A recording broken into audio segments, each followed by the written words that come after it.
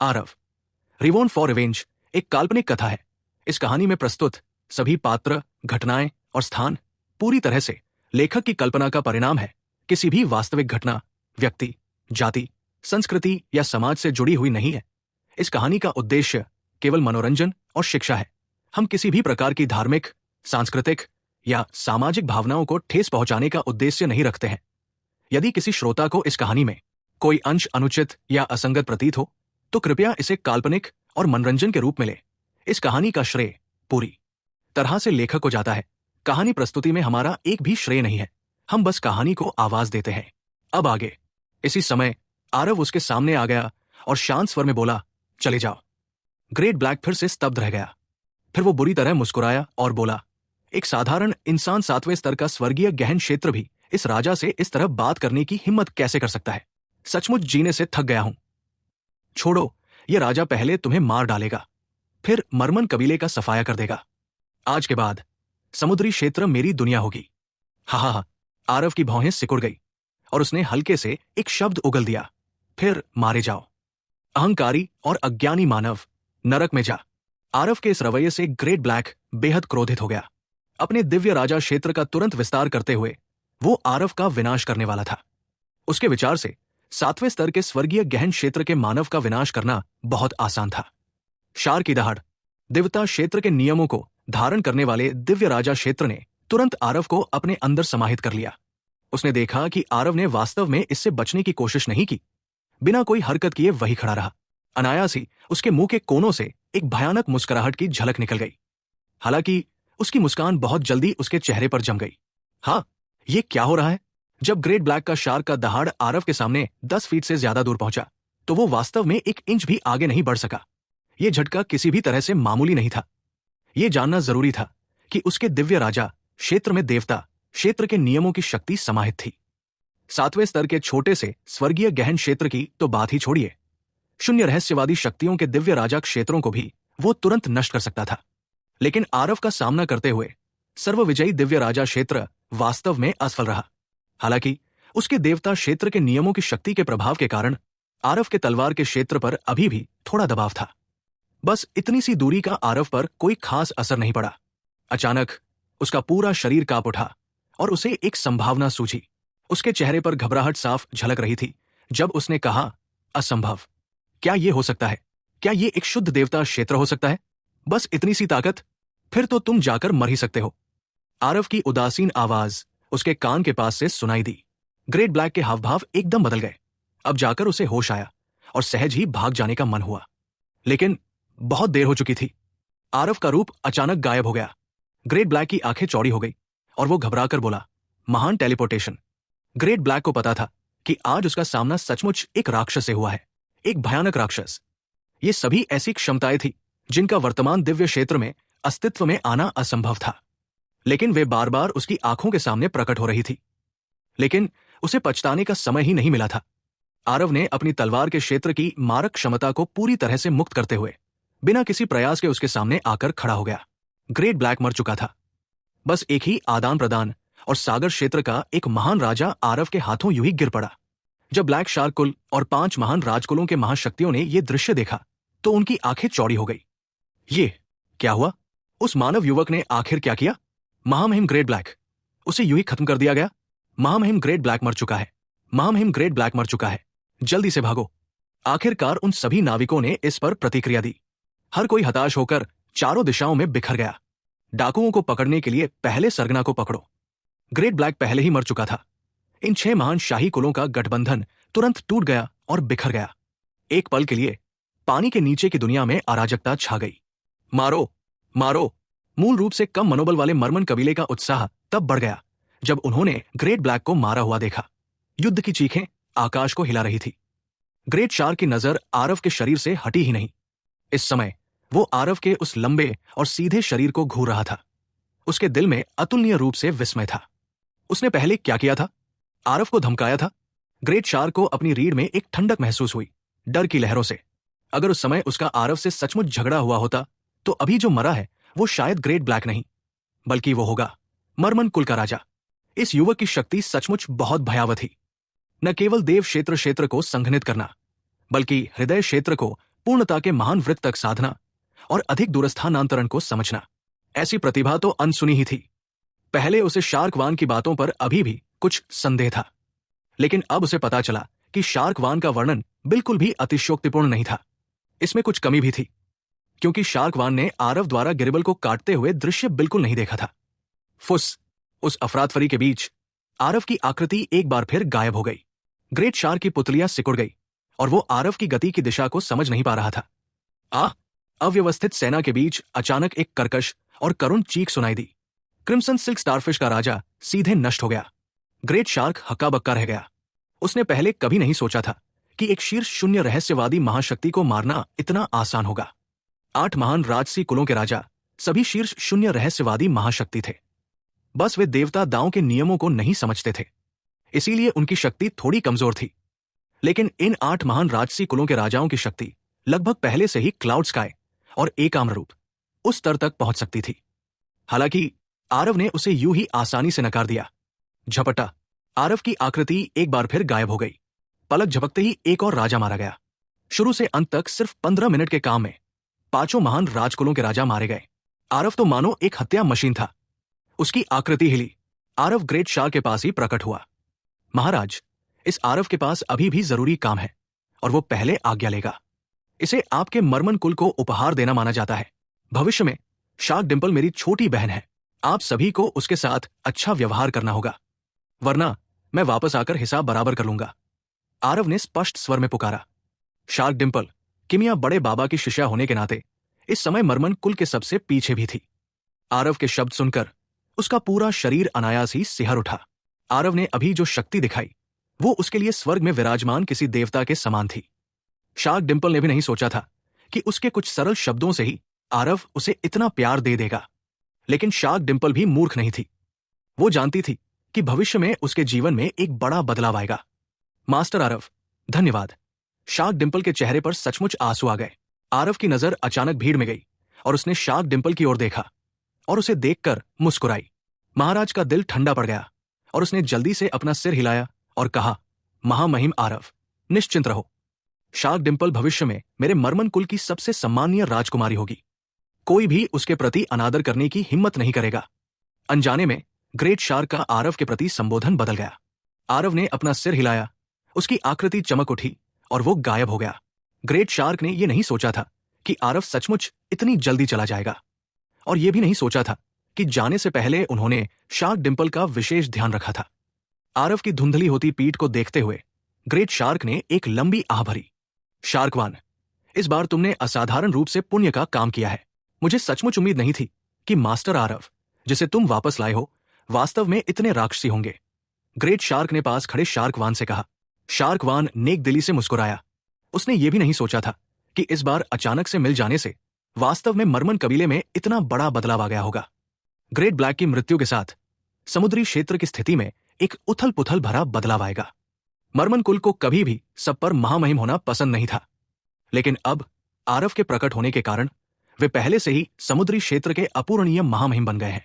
एक मानव युवक ने पलक झपकते ही पानी के नीचे की दुनिया की स्थिति बदल दी। ये कुछ ऐसा था जिसकी शुरुआत से अंत तक किसी ने उम्मीद नहीं की थी। दोष देना हो तो लोग केवल ग्रेट ब्लैक को ही मौत के लिए दोषी ठहरा सकते थे। शार्क डिंपल, ग्रेट शार्क अचानक चिल्लाया। ये नीच सेवक उपस्थित है। जैसे ही ग्रेट शार्क ने सुना, वो खुद को हंसने से नहीं रोक सका। ये लड़की अभी भी नहीं बदली, खुद को एक दासी की पहचान मानती रही। हूं, आज से तुम्हें खुद को नीच सेवक नहीं कहना चाहिए। अब ये राजा तुम्हें मेरी धर्मपुत्री के रूप में स्वीकार करेगा। भविष्य में तुम मेरे मर्मन कुल की राजकुमारी हो। ग्रेट शार्क ने साफ आवाज में पुकारा। तुम यहां आओ। स्टोरेज रिंग का मालिकाना हक छोड़ दो, फिर दफा हो जाओ। ब्राइट मून सिटी में मार्शल लॉ लागू है। किसी को भी अंदर नहीं आने दिया जाएगा। ब्राइट मून सिटी के बाहर एक bright moon city martial artist transmission array से अभी अभी बाहर आया था और उसे इस तरह धमकाया गया था। जैसे ही उस मार्शल आर्टिस्ट ने सुना, वो गुस्से से भर गया और बोला, तुम सब ब्राइट मून सिटी के लोग नहीं हो। तुम लोग कौन हो? तुम यहां बस हाईवे पर डकैती कर रहे हो। उस सिपाही ने ठंडे स्वर में उपहास किया और कहा, हाईवे पर डकैती करने से क्या हुआ? ब्राइट मून सिटी तो पहले ही खत्म हो चुकी है। अब से दक्षिणी पश्चिमी क्षेत्र में सिर्फ सुजल सिटी ही रहेगी, ब्राइट मून सिटी नहीं। वहां लाशें देख रहे हो? जो कोई भी अपनी स्टोरेज रिंग नहीं देगा, उसे बिना किसी अपवाद के मौत की सजा दी जाएगी। उस सिपाही की ओर देखते हुए उस मार्शल आर्टिस्ट के हावभाव बदल गए। बाहर लाशें जमीन पर बिखरी पड़ी थी। जाहिर था कि वहां पहले से ही काफी लोग थे जो अपनी स्टोरेज रिंग देने से इनकार करने के कारण मारे गए थे। ट्रांसमिशन एरे की रखवाली कर रहे सैनिकों को देखकर लग रहा था कि वे सभी बिना किसी अपवाद के स्वर्गीय गहन क्षेत्र के पावर हाउस थे। कुछ ही दूरी पर दो काले कपड़े पहने आदमी आराम से चाय पी रहे थे, मानो उन्हें इस पर कोई ध्यान ही न हो। ये स्वर्गीय गहन क्षेत्र का मार्शल आर्टिस्ट लाचार था और बस अपनी स्टोरेज रिंग ही दे पाया। ब्राइट मून सिटी के सील होने की खबर फैली गई थी। अब ब्राइट मून सिटी आने वाले लोग पहले से ही कम होते जा रहे हैं। हाय, भाइयों के भत्ते भी एकदम से कम हो गए। बस संतोष करो। इस आधे महीने में हमने न जाने कितने संसाधन बटोर लिए हैं। हालांकि हमारे पास जो बचा है वो बहुत कम है, फिर भी हमें काफी कुछ मिल गया। सच, ऊपर वाले अभी भी हमारे साथ बहुत अच्छे हैं। इन संसाधनों के साथ हमें अगले 5 साल तक चिंता करने की जरूरत नहीं होगी। हाँ, बस पता नहीं वह दक्षराज कब आएगा। बकवास। ये जानते हुए भी कि ये जगह एक बहुत बड़ा जाल है, क्या वो फिर भी आकर खुद को मौत के घाट उतारने की हिम्मत कर सकता है? हाँ, ऐसा नहीं हो सकता। मैंने सुना है कि दक्षराज एक दीवाना है, वो अपने प्रेमी के लिए जरूर आएगा। तो फिर तो बिल्कुल सही, यहां उसके लिए एक बड़ी दावत रखी है। दोनों सिपाहियों ने एक दूसरे को देखा और मुस्कुराए, लेकिन बिना किसी पूर्व परामर्श के उनकी निगाहें उन दो काले कपड़े पहने आदमियों पर टिक गई। ये काले कपड़े पहने आदमियों की पृष्ठभूमि क्या थी, ये भी उन्हें स्पष्ट नहीं था। वे बस इतना जानते थे कि ये दोनों कोई पवित्र सम्राट थे, लेकिन निस्संदेह ये दोनों ऐसे व्यक्तित्व थे जिनकी ताकतें अत्यंत प्रबल थी। हाँ, दरवाजे पर फिर से एक डिश आ रही है, जाकर देख लो। इसी समय रोशनी चमकी और ट्रांसमिशन एरे के अंदर से एक आकृति बाहर निकली। छी छी, तलवार की ऊर्जा की कई दर्जन धारियां तुरंत फूट पड़ी, जिससे आसपास के सभी स्वर्गीय गहन क्षेत्र के सैनिक मारे गए। इस समय काले कपड़ों वाले दो आदमियों ने लापरवाही से हाथ हिलाए और तलवार की ऊर्जाओं को बुझा दिया। दोनों ने चाय का एक और घूंट पिया। उनमें से एक ने कहा, भाई, लक्ष्य आ गया है, जल्दी से निपटा लो। बातचीत खत्म करने के बाद दोनों ने धीरे धीरे आलस्य से अंगड़ाई ली और सुस्ती से खड़े हो गए। ऐसा लग रहा था जैसे वे उस आगमन पर बिल्कुल भी ध्यान नहीं दे रहे हों। ये आगमन स्वाभाविक रूप से कोई और नहीं बल्कि आरव ही था, जो पूरे रास्ते पूरी गति से दौड़ता रहा। रास्ते में उसने कई दर्जन प्रमुख क्षेत्रों को पार करते हुए आधे महीने के भीतर ब्राइट मून सिटी पहुंचने से पहले कई दर्जन ट्रांसमिशन एरे को बलपूर्वक हाईजैक कर लिया। लेकिन रास्ते में ही आरव को ब्राइट मून सिटी के नष्ट होने की खबर मिल गई थी। उसका दिल मानो डूब गया। इस समय आरव पर बेकाबू हत्या का इरादा किसी भी कीमत पर छिपाया नहीं जा सकता था। हे, तुम दक्षराज हो, सचमुच एक मोहित आत्मा। लगता है महामहिम पवित्र पुत्र ने सही अनुमान लगाया। तुम सचमुच आ गए। मैंने सोचा भी नहीं था कि तुम्हें कुछ दिनों तक न देखकर यह बदमाश 7वें स्तर के स्वर्गीय गहन क्षेत्र में घुस गया होगा। सौभाग्य से महामहिम पवित्र पुत्र ने हम दोनों को भेज दिया। अगर वो किसी पवित्र राजा को भेजता तो शायद वो उसे दबा नहीं पाता। बदमाश, क्या तुम बिना प्रतिरोध के आत्मसमर्पण कर रहे हो, या तुम चाहते हो कि हम दोनों भाई कार्रवाई करें? वाह, हत्या का इरादा छोटा नहीं है। बदमाश, व्यर्थ में अपना दिमाग खराब करना बंद करो। तुम हमारे मुकाबले में नहीं हो। हम शैतान संप्रभु शक्तियां, सर्वोच्च शून्य रहस्यवादी के बराबर अस्तित्व है। दोनों लोगों के चेहरे पर तिरस्कार भरा भाव था। वे आरव को बिल्कुल भी गंभीरता से नहीं ले रहे थे। वर्तमान आरव, उसका स्वभाव पहले से बिल्कुल अलग था, जिससे लोगों को हड्डियों में चुभने वाली ठंडक का एहसास हो रहा था।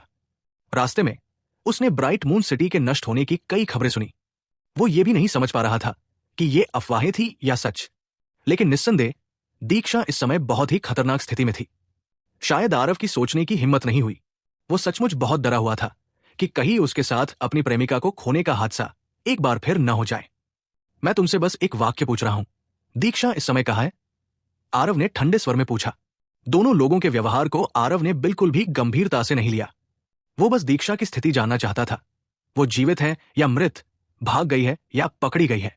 दीक्षा, तुम पाठक परिवार की उस लड़की की बात कर रहे हो? मर गई है। हाँ, चिंता मत करो, जल्द ही तुम नीचे जाओगे और उससे फिर मिलोगे। दोनों लोग ठहाके लगाकर हंस पड़े, लेकिन इससे आरव का दिल घाटी की गहराई में डूब गया। एक ठंडी और तीखी हत्या की मंशा लगभग साकार हो गई, जो इन दो शैतान संप्रभु शक्तियों की ओर फैल गई। हाँ, अच्छी हत्या की मंशा, लेकिन कोई फायदा नहीं। उनमें से एक ने बेफिक्री से हंसते हुए कहा। दोनों लोग अभी हंस ही रहे थे कि अचानक उनके चेहरे पर हैरानी के भाव आ गए। हाँ, ये कितना भयानक हुनर! हत्या की मंशा लगातार बढ़ती गई और असल में सीधे ही बाधा को तोड़ दिया। दूसरे व्यक्ति ने आश्चर्य से कहा, जल्दी करो अब और समय बर्बाद मत करो। ये बदमाश वाकई बहुत अजीब है। चूंकि ऐसा ही है तो फिर तुम दोनों नरक में जाओ। आरव की बर्फीली ठंडी आवाज गूंजी। उसका रूप अचानक गायब हो गया। महान टेलीपोर्टेशन। दोनों शक्तिशाली शैतान के भाव बदल गए। अब जाकर उन्हें पता चला कि वर्तमान आरव वो आरव नहीं था जिसे वे जानते थे। इस 1-2 साल के समय में आरव की प्रगति की गति को केवल भयावह शब्दों में वर्णित किया जा सकता है। पवित्र शैतान पुत्र अंत में आरव की शक्ति का गलत आकलन कर रहा था। दहाड़ काली ऊर्जा के 2 बादल फूट पड़े। दोनों महान पवित्र सम्राटों की आभा तुरंत आसमान छू गई। लेकिन आरव के लिए यह बिल्कुल भी उपयोगी नहीं था। स्विश स्विश एक ठंडी रोशनी चमकी। सिर और धड़ अलग अलग जगहों पर जा गिरे। दुष्ट सहार तलवार की तलवार ऊर्जा ने सीधे शैतानी ऊर्जा को चूर चूर कर दिया। आरव की हत्या की भावना आसमान तक पहुंच गई। हत्या की अवधारणा वास्तव में धीरे धीरे पूर्णता के महान चक्र की ओर बढ़ी। हालांकि आरव ने अपने दिव्य राजत्व को नष्ट कर दिया। इसका मतलब ये नहीं था कि उसकी सर्वोच्च सच्ची भावनाएं समाप्त हो गई। हत्या की सर्वोच्च सच्ची भावना और झुलसाने वाला सर्वोच्च सच्ची भावना आरव अभी भी निरंतर प्रगति के बीच में था। लेकिन अभी जब आरव ने दीक्षा के निधन की खबर सुनी तो उसकी हत्या की भावना अब और नहीं रुक सकी। मुझे सचमुच उम्मीद नहीं थी कि मेरी हत्या की अवधारणा ऐसी परिस्थितियों में वास्तव में पूर्णता प्राप्त कर लेगी। पूर्णता, मैं इसे नहीं चाहता। दीक्षा, तुम कहा हो? ऐसी हत्या अवधारणा पूर्णता के महान चक्र तक पहुंच गई। लेकिन आरव का जीवन अंधकारमय हो गया। इस समय वो हताश हो गया। उसका पूरा व्यक्तित्व मानो उसकी आत्मा ही खो गया हो। एक चलती फिरती हथियारी लाश बन गया हो। दीक्षा की मृत्यु का आघात उसके लिए बहुत बड़ा था। आरव ने अपना सिर आकाश की ओर उठाया और जोर से दहाड़ते हुए एक लंबी चीख मारी। हे दुष्ट स्वर्ग, क्या तुम सचमुच मुझे मौत के घाट उतारना चाहते हो? अगर मेरे पास दीक्षा नहीं है तो फिर चाहे मैं स्वर्ग के नीचे के सभी जीवन का तिरस्कार ही क्यों न करूं, क्या फायदा? राक्षसी हत्या की भावना आसमान तक पहुंच गई। आरव की आंखें सचमुच रक्तलाल हो गई। यह हत्या की भावना ब्राइट मून सिटी के अंदर भी साफ महसूस की जा सकती थी। मार्शल कलाकारों की एक घनी भीड़ ब्राइट मून सिटी के अंदर से उड़कर बाहर आई। साफ तौर पर वे सभी आरव की हत्या की भावना से स्तब्ध थे। मार डालो। आरव की आंखें लाल थी। उन विशेषज्ञों को उड़ते हुए देखकर उसकी आकृति पल भर में आंखों से ओझल हो गई। जब वो फिर से प्रकट हुआ तो पहले से ही कई आकृतियां आकाश से नीचे उतरी थी। छी छी छी। वर्तमान आरव एक हत्या मशीन की तरह था। वो जहां से भी गुजरा घास का एक तिनका भी नहीं बचा। चाहे वो सुजल नगर के शक्ति केंद्र हो या उस रहस्यमय दिव्य मार्शल हॉल के मार्शल कलाकार, एक भी नहीं बचा। आरव की हत्या की मंशा लगभग साकार हो गई। उसकी दुर्जय शक्ति ने लगभग सभी को निराश कर दिया था। चाहे स्वर्गीय गहन क्षेत्र के मार्शल कलाकार हों या दिव्य राजा शक्ति केंद्र, यहां तक कि शून्य रहस्यवादी शक्ति केंद्र भी आरव के हाथों में एक सेकंड से ज्यादा नहीं टिक सके। ऐसा अद्भुत दृश्य देखकर वे लोग फिर भी कैसे टिक पाए? एक भयंकर और दयनीय स्थिति में भागते हुए, गति बढ़ाते हुए। मुझे मत मारो। जल्दी भागो। दक्षराज पागल हो गया है। शैतान, ये शैतान है। जल्दी भागो। कुछ देर तक कानों में करुण चीखें गूंजती रही। पूरा आकाश नरसंहार का मैदान बन गया। वे चाहे कितनी भी तेज दौड़ें, वे आरव की तलवार से तेज कैसे हो सकते थे? वो जितना ज्यादा मारता, आरव की आंखें उतनी ही लाल होती जाती। धीरे धीरे उसने वास्तव में अपना मूल हृदय खो दिया। 2 आकृतियां आकाश में उड़ी और वास्तव में आरव का स्वागत करते हुए विपरीत व्यवहार किया। उनमें से एक में आकाश में उड़ती हुई शैतानी ऊर्जा थी। उसकी शक्ति एक नजर में ही बहुत भयानक थी। महामहिम ब्लडरेन, ऐसा लगता है कि ये आरव आतंरिक शैतान के कब्जे में प्रवेश कर गया है। बात करने वाला तो वास्तव में शेषदेव नेत्र ही था। जब उसने आरव का पागलपन भरा वध करते हुए रूप देखा तो उसे दूसरों के दुर्भाग्य पर खुश होने का आनंद महसूस हुआ। बल्कि शनमून पुत्री आरव ने प्राप्त कर लिया था। शेषदेव नेत्री उससे घृणा कैसे न करते? ब्लडरेन हल्के से मुस्कुराया और बोला, लगता है महामहिम पवित्र पुत्र की योजना बहुत कारगर है। ये दक्षराज सचमुच पागल हो गया जब उसने पाठक परिवार की लड़की के निधन की खबर सुनी। शेषदेव नेत्री जल्दी से खुशामद करते हुए बोला, हाँ, महामहिम पवित्र पुत्र ने सचमुच हर संभव संभावना को ध्यान में रखा। दक्षराज कितना भी शक्तिशाली क्यों न हो, शैतानी में प्रवेश करने के बाद वो भी अपंग हो जाता है। हाँ, मारो, मारते रहो। जितना अधिक तुम मारोगे उतना ही अधिक तुम खुद को खो दोगे। हमने तुम्हारे लिए पर्याप्त चारा तैयार किया है। जब तुम पूरी तरह से लोगों मार डालोगे तो तुम एक चलती फिरती लाश बन जाओगे जो केवल हत्या करना जानती है। ब्लड रेन के मुंह के कोनों पर एक ठंडी मुस्कान तैर गई। वो आरव की ओर बड़ी दिलचस्पी से देख रहा था। पुच्ची, रक्त प्रकाश की एक किरण चमक उठी। जो पहला व्यक्ति वापस भागा उसे ब्लड रेन ने सीधे मार डाला। युद्ध के मैदान में भगोड़ो, मर जाओ। ब्लड रेन की ठंडी आवाज गूंजी, जिससे सबके दिल ठंडे हो गए। वो सिर्फ एक ही इंसान है। सब लोग हमला करो, उसे मार डालो। यही तुम्हारा एकमात्र रास्ता है, ब्लड रेन ने ठंडे स्वर में कहा। सबका कलेजा ठंडा पड़ गया। आगे पीछे दोनों तरफ मौत थी। महामहिम ब्लड रेन की ताकत साफ दिखाई दे रही थी। वहां सिर्फ आरव अकेला था। पल भर में सबकी आंखें लाल हो गई। अनगिनत आकृतियां आरव की ओर दौड़ पड़ी। हालांकि सारा संघर्ष व्यर्थ था। आरव के हाथों में उनमें जवाबी कार्रवाई करने की जरा भी ताकत नहीं थी। सहसदेव नेत्री अभी भी आरव को लोगों को मारते हुए देख रहे थे, एक बड़ी मुस्कान के साथ। लेकिन पीछे उनके चेहरे के भाव और भी गंभीर होते जा रहे थे। आरव बहुत शक्तिशाली था। ये कब से हो रहा है? उसकी ताकत इतनी भयानक कैसे हो सकती है? सहसदेव नेत्री का रंग चादर की तरह सफेद हो गया था। जैसे उसने चौंक कर कहा। ब्लड रेन ने उस पर एक नजर डाली और ठंडी मुस्कान के साथ कहा, क्या डर गए? सहसदेव नेत्री मन ही मन चौंक गए। उनके चेहरे पर एक भद्दा भाव था जब उन्होंने कहा, यह कैसे संभव हो सकता है? सच।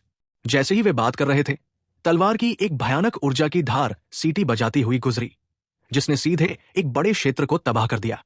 तेज हवा गुजरी, सहसदेव नेत्री को तब तक डराती रही जब तक कि वो सिहर नहीं गया। सहसदेव नेत्री ने आरव को अतुलनीय भय और चिंता से देखा। वो सचमुच समझ नहीं पा रहे थे कि वो युवक इतना बड़ा कैसे हो सकता है। शांत रहो, मेरे होते हुए वो तुम्हें नुकसान नहीं पहुंचा सकता, ब्लड रेन ने पूरे विश्वास के साथ कहा। दरअसल उसने सहसदेव नेत्री को अपने दिल की गहराइयों से देखा।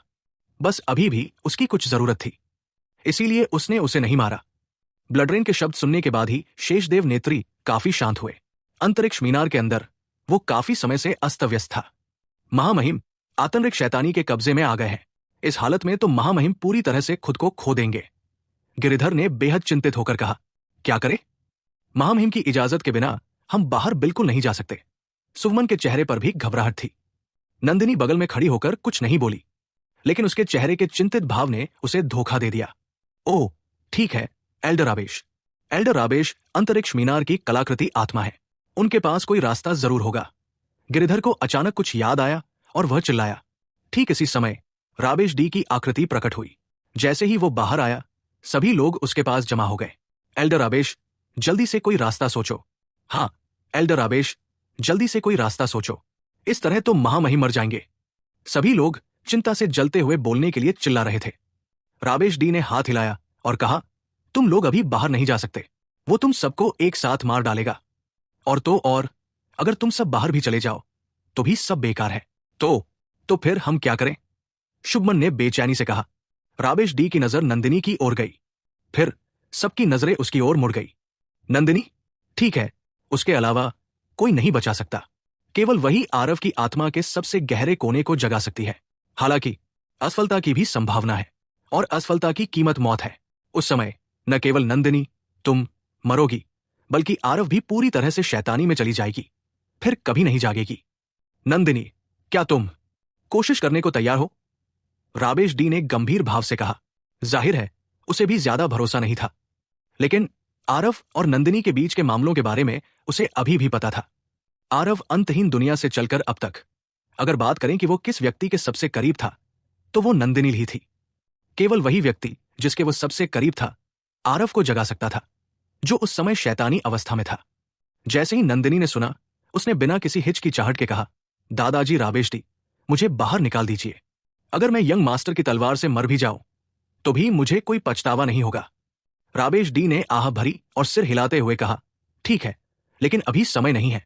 दो रक्तवर्ण आंखों वाले आरव ने आखिरकार सहसदेव नेत्री के अस्तित्व को पहचान लिया। जैसे ही उसकी दोनों आंखें पीछे मुड़ी, सहसदेव नेत्री का पूरा शरीर लगभग सिकुड़ गया, मानो मृत्यु के देवता उसे घूर रहे हों। जब ब्लड रेन ने यह दृश्य देखा तो वो ठंडे स्वर में उपहास करने से खुद को नहीं रोक सका। फुसफुसाहट। आरव का रूप तुरंत आंखों से ओझल हो गया, और भी शानदार टेलीपोर्टेशन। हालांकि ब्लड रेन ने आरव के निशान पकड़ लिए। धमाका, एक जोरदार टक्कर। इसने आरव को सीधे पीछे धकेल दिया। हालांकि आरव हतोत्साहित नहीं हुआ, बल्कि वो और भी ज्यादा उन्मत्त हो गया। उसका निशाना सहसदेव नेत्री था, क्योंकि उसके अवचेतन में सहसदेव नेत्री को दीक्षा का ठिकाना पता होना चाहिए था, चाहे वो जीवित हो या मृत। हालांकि आरव शैतानी में प्रवेश कर गया था, फिर भी उसका युद्ध की प्रवृत्ति अभी भी थी। ब्लडरेन की ताकत वाकई जबरदस्त थी। ये गिरिबल से भी एक पायदान ऊपर थी। लेकिन इस बार आरव का तलवार का क्षेत्र खुल गया। छी! चारों तरफ खून की बारिश हो गई। असहनीय अहंकारी ब्लडरेन एक ही मुठभेड़ में मारा गया। उफ! शेषदेव नेत्री के चेहरे पर खून के छींटे पड़े। खौलते हुए गर्म खून ने उसके पूरे शरीर को कांपने पर मजबूर कर दिया और वो अचानक चौंक कर जाग गया। उसकी आंखें गोल गोल हो गई। अब तक वो अपने सामने जो कुछ भी देख रहा था उस पर विश्वास करने की हिम्मत नहीं कर पा रहा था। ब्लडरेन जैसा शक्तिशाली व्यक्ति एक ही मुठभेड़ में मारा गया। वे स्पष्ट रूप से अभी भी दूसरों के दुर्भाग्य पर खुश हो रहे थे। ब्लडरेन ने तो यहां तक कहा कि उसके होने से कोई समस्या नहीं है, लेकिन अभी ये कैसी स्थिति थी? दीक्षा, दीक्षा कहा है। आरव की बर्फीली ठंडी आवाज उसके कानों में गूंज उठी, जिससे शेषदेव नेत्री एक बार फिर सिहर उठे। कुछ ही देर बाद उसने सोचा कि जब वो शून्य रहस्यवादी तक पहुंचेगा तो वो आखिरकार सुजल सिटी को एक क्षेत्र पर विजय दिला सकेगा। इस समय आरव के सामने वो अभी भी चलना सीख रहे एक बच्चे की तरह कमजोर था। स्वूश! सहसदेव नेत्री बस थोड़ा सा हिचकिचाए और आरव अचानक गायब हो गए। अभी उन्होंने कुछ प्रतिक्रिया भी नहीं दी थी कि ब्राइट मून सिटी की दीवारों पर ताजा खून फैल गया। आ! एक करुण चीख सुनाई दी। ब्लडरेन की मौत के साथ सभी तितर बितर हो गए और चारों दिशाओं में भाग गए। जब सहसदेव नेत्री को होश आया तो उनके शरीर के सारे रोंगटे खड़े हो गए। विशाल! सहसदेव नेत्री को ऐसा लगा जैसे उनका पूरा शरीर सूख गया हो और वे जोर से चिल्लाए। शहर की दीवार पर इस तरफ दूर से स्थिति को देख रहा वो व्यक्ति वास्तव में उनका पुत्र विशाल था। वो दिव्य क्षेत्र का एक गौरव था जिसने कभी आरव को पैरों तले रौंदा था, लेकिन अब वो अंततः आरव की तलवार के नीचे मर गया। विशाल ने सोचा कि वो बहुत अच्छी तरह छिपा हुआ था, लेकिन आरव की समझ में आसपास की हर चीज पूरी तरह से नंगी थी और आरव इस समय बस एक हत्या मशीन था। वो कोई भी काम करते समय पूरी तरह से अपनी सहज प्रवृत्ति पर निर्भर था। उसकी आखिरी समझ ने उसे बताया कि शेषदेव नेत्री ही इस युद्ध के सूत्रधार थे और उन्हें दीक्षा का पता होना चाहिए। हो सकता है दीक्षा अभी मरा न हो, लेकिन ये सब उसके अवचेतन में विचार थे, इसलिए उसने सहज रूप से विशाल को मार डाला। उसने सोचा कि इस तरह वो शेषदेव नेत्री को डराकर सच बता सकता है, लेकिन वो विशाल और शेषदेव नेत्री के रिश्ते के बारे में वर्तमान बिल्कुल नहीं जानता था। वर्तमान आरव की नजर में विशाल बस एक चींटी थी, एक चींटी जिसे यूं ही कुचलकर मार डाला गया। उस समय जब विशाल अनंत लोक में अवतरित हुए तो वे यही कहते रहे कि आरव बस एक चींटी थी। उस समय उसने बिल्कुल भी नहीं सोचा था कि आरव एक दिन उसे चींटी की तरह कुचलकर मार डालेगा, इतनी आसानी से ही सही।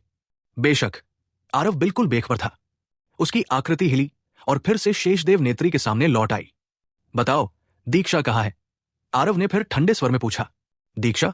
हाँ, उस बेस्या को एहसानों की कदर करना नहीं आता था और वो तो पहले से ही मरी हुई से भी ज्यादा मरी हुई है। यानेर उससे बेहद प्यार करता था, लेकिन वो असल में बिल्कुल भी हिली नहीं। मरने से पहले वो तो। सहसदेव नेत्री की आवाज अचानक बंद हो गई। वो अब बोल नहीं पा रहा था। विशाल की मृत्यु के साथ सहसदेव नेत्री अब और जीना नहीं चाहता था। वो पूरी तरह से पागल हो गया। चूंकि आरव पहले ही दुराचार में गिर चुका था तो उसे पूरी तरह से शैतानी में जाने दो। सहसदेव नेत्री जानता था कि उसके मुंह से निकले शब्द ही उसको को कुचलने वाला आखिरी तिनका होंगे। अब से वो प्रतिभाशाली दक्षराज पूरी तरह से एक हत्या मशीन में बदल जाएगा। दरअसल वो राक्षस जाति से भी ज्यादा खूनी और रक्तपिपासु बनना चाहता था। अपनी मृत्यु शैया पर उसके चेहरे के कोनों में एक ठंडी व्यंग्यात्मकता की झलक दिखाई दी। सहसदेव नेत्री के मुंह से निकला, ये एक विश्वासघाती योजना की मुस्कान थी। उन्मत्त हत्या का इरादा लगभग एक भौतिक सत्ता में समाहित हो गया था। ये एक विशाल तूफान जैसा था जो आकाश में उठ रहा था। आरव इस समय पूरी तरह से शैतान बनने की ओर बढ़ रहा था। इसी समय एक हरे रंग की आकृति प्रकट हुई। युवा स्वामी, नंदिनी की आवाज में गहरी चिंता झलक रही थी। आरव ने अचानक अपना सिर पीछे घुमाया। उसकी आंखें बर्फीली ठंडी हत्या की मंशा से भरी थी। उन लाल लाल आंखों से नंदिनी बहुत अपरिचित थी। क्या ये अब भी वही सौम्य और देखभाल करने वाले युवा स्वामी थे? युवा स्वामी, उठो युवा स्वामी, नंदिनी ने आंखों में आंसू भरकर कहा। नंदिनी का सामना करते हुए आरव के लिए वास्तव में एक दुर्लभ क्षण था जब वो सीधे तौर पर विनाश नहीं कर रहा था। वो इस समय शैतानी के चरम पर था। वो अभी भी अपने दिल की गहराइयों में तर्क के उस आखिरी निशान को थामे हुए था। नंदिनी वो रिश्तेदार थी जिसकी आरव हमेशा से सबसे ज्यादा परवाह करता था। उसकी रक्षा करना लगभग आरव की सहज प्रवृत्ति थी, इसलिए उसने कोई कदम नहीं उठाया। लेकिन वस्तुतः भौतिक रूप धारण कर चुकी हत्या की मंशा ने नंदिनी को सांस लेने में लगभग असमर्थ कर दिया था। छी, टपक, आरव की आकृति अदृश्य हो गई, लेकिन अगले ही पल दुष्ट सहार तलवार नंदिनी की गर्दन पर रुक गई।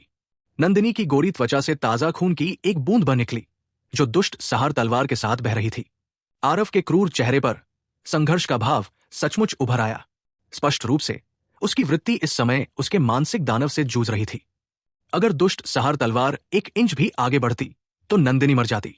समय धीरे धीरे बीतता गया, मानो जम गया हो, लेकिन नंदिनी के चेहरे पर जरा भी बदलाव नहीं दिखा। शुरू से अंत तक उसकी नजर आरव के चेहरे से हटी ही नहीं। उसे आरव पर भरोसा था। उसे विश्वास था कि आरव उसे नहीं मारेगा, भले ही आरव अभाव में पड़ जाए। युवा गुरु, मैं नंदिनी हूं। युवा गुरु, क्या आप भूल गए कि आपने नंदिनी को स्वर्ग की मायावी बर्फीली आत्मा सिखाई थी? युवा गुरु, क्या आप भूल गए कि उस समय नंदिनी को बचाने के लिए आपने सिबेश सा को मार डाला था और 9 हेवन रोड को चुनौती दी थी? आरव ने अतीत को विस्तार से याद किया और तर्क को वापस बुलाने के लिए उसमें झांका। सुंदर गर्दन और दुष्ट संहारक तलवार लगातार रगड़ खा रही थी और ज्यादा खून बह रहा था, लेकिन वो बेखबर लग रही थी। युवा गुरु, आप इतने मूर्ख क्यों हैं? उजले चंद्रनगर पर घात लगाए बैठे हो, उनका निशाना तो तुम ही हो। अगर उन्होंने सचमुच बड़ी बहन दीक्षा को पकड़ लिया है तो वे तुमसे निपटने के लिए उसका इस्तेमाल कैसे नहीं कर सकते? तुमने बड़ी बहन दीक्षा को अपनी आंखों से नहीं देखा, तो तुम कैसे तय कर सकते हो कि वो मर गई? अगर वो ठीक है, लेकिन तुम दुराचार में पड़ गए, तो क्या उसका दिल नहीं टूटेगा? युवा गुरु, तुम्हारी परवाह करने वाले लोग सिर्फ बड़ी बहन दीक्षा ही नहीं है। मैं, दादाजी रावेश डी, गिरिधर, शुभमन, हमें से हर कोई तुम्हारी बहुत परवाह करता है। तुम खुद को बेकाबू होकर दुराचार में नहीं पड़ने दे सकते। एक के बाद एक उन्होंने आरव के दिल पर गहरा असर डाला। हत्या की प्रवृत्ति और उसकी चेतना एक गहन संघर्ष से गुजर रही थी। धीरे धीरे वो बढ़ती हुई हत्या की मंशा आखिरकार कम हो गई और आरव की लाल लाल दोनों आंखें भी धीरे धीरे धुंधली पड़ गई। नंदिनी, आरव ने रूखे स्वर में पुकारा। जब नंदिनी ने देखा कि युवा गुरु आखिरकार होश में आ गए हैं, तो उनकी आंखों से आंसू बहने लगे। युवा गुरु, आप आखिरकार जा गए। अभी अभी मुझे क्या हुआ? आरव को अचानक पता चला कि उसकी तलवार नंदिनी के गले पर दबी हुई थी। नंदिनी का गला उसकी तलवार से तब तक छलनी हो चुका था जब तक कि उसमें से ताजा खून लगातार बहने नहीं लगा। यह झटका किसी भी तरह से मामूली नहीं था। उसका पूरा शरीर कांप उठा। आखिरकार उसे पूरी तरह होश आ गया।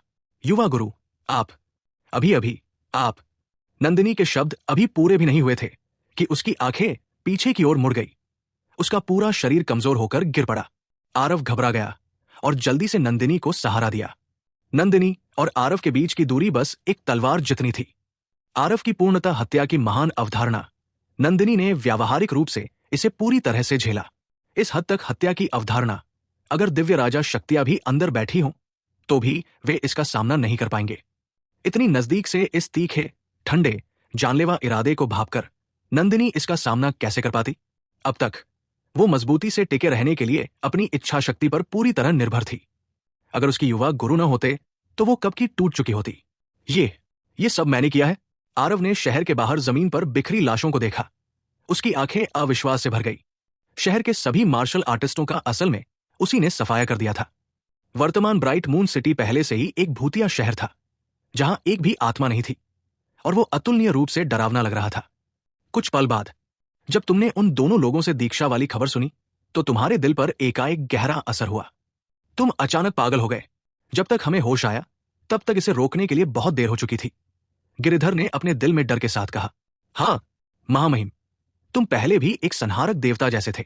दूसरे पक्ष के पास एक बड़ी शक्ति थी जिसे तुमने एक ही वार में खत्म कर दिया। तुम सच में नहीं जानते कि तुम कितने कष्टदायक थे। ब्लडरेन को खत्म करने के दृश्य को याद करते हुए शुभमन भी उसी तरह बेहद घबरा गया। उसकी महामहिम, जो लगभग पतन की ओर जा रहे थे, बहुत ही भयानक थे। उसे तो यह भी शक था कि अगर वे उस समय चेहरा दिखा देते तो शायद उन्हें तुरंत ही एक ही वार में ढेर कर दिया जाता। नंदिनी के लंबे बालों को हल्के से सहलाते हुए आरव अपने दिल में आत्मग्लानि से भर गया। लगता है मेरा हृदय क्षेत्र अभी भी पूर्ण नहीं हुआ है। अगर मैंने आज सचमुच नंदिनी के खिलाफ कोई कदम उठाया होता तो मुझे खुद को दोषमुक्त करना बहुत मुश्किल होता। आरव के दिल में अंतहीन पश्चाताप था। रावेश डी ने आरव की तरफ देखा और उसके चेहरे पर भी कोमलता थी। उसने आह भरते हुए कहा, मैं इस मामले के लिए तुम्हें दोष नहीं दे सकता, बिल्कुल भी नहीं। तुमने भी एक बार अपनों को खोने का दर्द सहा था। मुझे उम्मीद नहीं थी कि अब ऐसी दुर्घटना फिर से होगी। अचानक इतनी दुखद खबर सुनकर कोई भी इस तरह के मनोवैज्ञानिक प्रभाव को झेल नहीं पाता। आरव चुप हो गया। काफी देर बाद उसने अचानक अपना मुंह खोला और कहा, वरिष्ठ, क्या आपको लगता है दीक्षा भले ही वो अब ठीक हो गया था, फिर भी आरव की हिम्मत नहीं हुई कि वो जाकर इस मामले पर विचार करे। वो चिंता में डूब गया, क्योंकि वो दीक्षा की बहुत ज्यादा परवाह करता था, इसलिए रास्ते भर उसका दिल चिंता से दबा रहा। अचानक दीक्षा का दुखद समाचार सुनकर आरव के दिल पर गहरा असर पड़ा। इसीलिए वो एक पल के लिए नियंत्रण खो बैठा और लगभग पतन की ओर गिर पड़ा। शैतान जाति की ये योजना कपटी और जहरीली थी। आरव जैसा बलवान व्यक्ति भी लगभग हार गया, लेकिन दीक्षा की मृत्यु तुरंत एक अनसुलझा मामला बन गई। लोगों के इस समूह की शक्ति बहुत शक्तिशाली थी। उस ब्लड रेन की ताकत गिरिबल से भी थोड़ी ज्यादा थी। दीक्षा जिंदा है या नहीं, आरव वाकई अनिश्चित था। जब राबेश डी ने यह सुना तो उसने कहा, मुझे पता है तुम क्या सोच रहे हो, लेकिन अभी तक सारी उम्मीदें खत्म नहीं हुई है। जब तक उम्मीद की एक चिंगारी है, हम हार नहीं मान सकते, है ना? कम से कम इस बार तो हमने लिवर को नहीं देखा। यह शायद अच्छी खबर है। तुम ये भी जानते हो कि दीक्षा की युद्ध आत्मा बेहद शक्तिशाली है। शायद उसे सचमुच अपनी जान बचाकर भागने का मौका मिला था। आरव ने यह सुनकर गहरी सांस ली और कहा, अभी तो मैं बस यही सोच सकता हूं। बात बस इतनी है कि सुजल सिटी ने वाकई इतना दृढ़ निश्चय काम करने की हिम्मत की। अब से उन्हें भी अब और जिंदा रहने की कोई जरूरत नहीं है। पीछे से बात करते हुए आरव का स्वर हत्या के इरादे से उबल रहा था। नेत्री पिता पुत्र की हत्या करके आरव को न केवल जरा भी पछतावा नहीं हुआ, बल्कि वो वास्तव में उत्साहित हो गया। यद्यपि इस बार ब्राइट मून की अप्रत्याशित घटनाओं के लिए सुजल नगर मुख्य दोषी नहीं था, फिर भी उन्होंने दुष्ट कर्मों को जारी रखकर दुष्टों की मदद की। आरव स्वाभाविक रूप से उन्हें नहीं छोड़ेगा, खासकर शेषदेव नेत्री। जो शब्द उसने अपनी मृत्युशया पर पहले कहे थे, उनका मकसद और भी स्पष्ट था।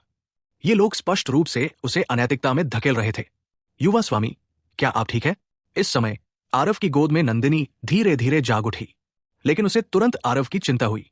उसकी नजर में उसके युवा स्वामी का जीवन उसके जीवन से कहीं अधिक महत्वपूर्ण था।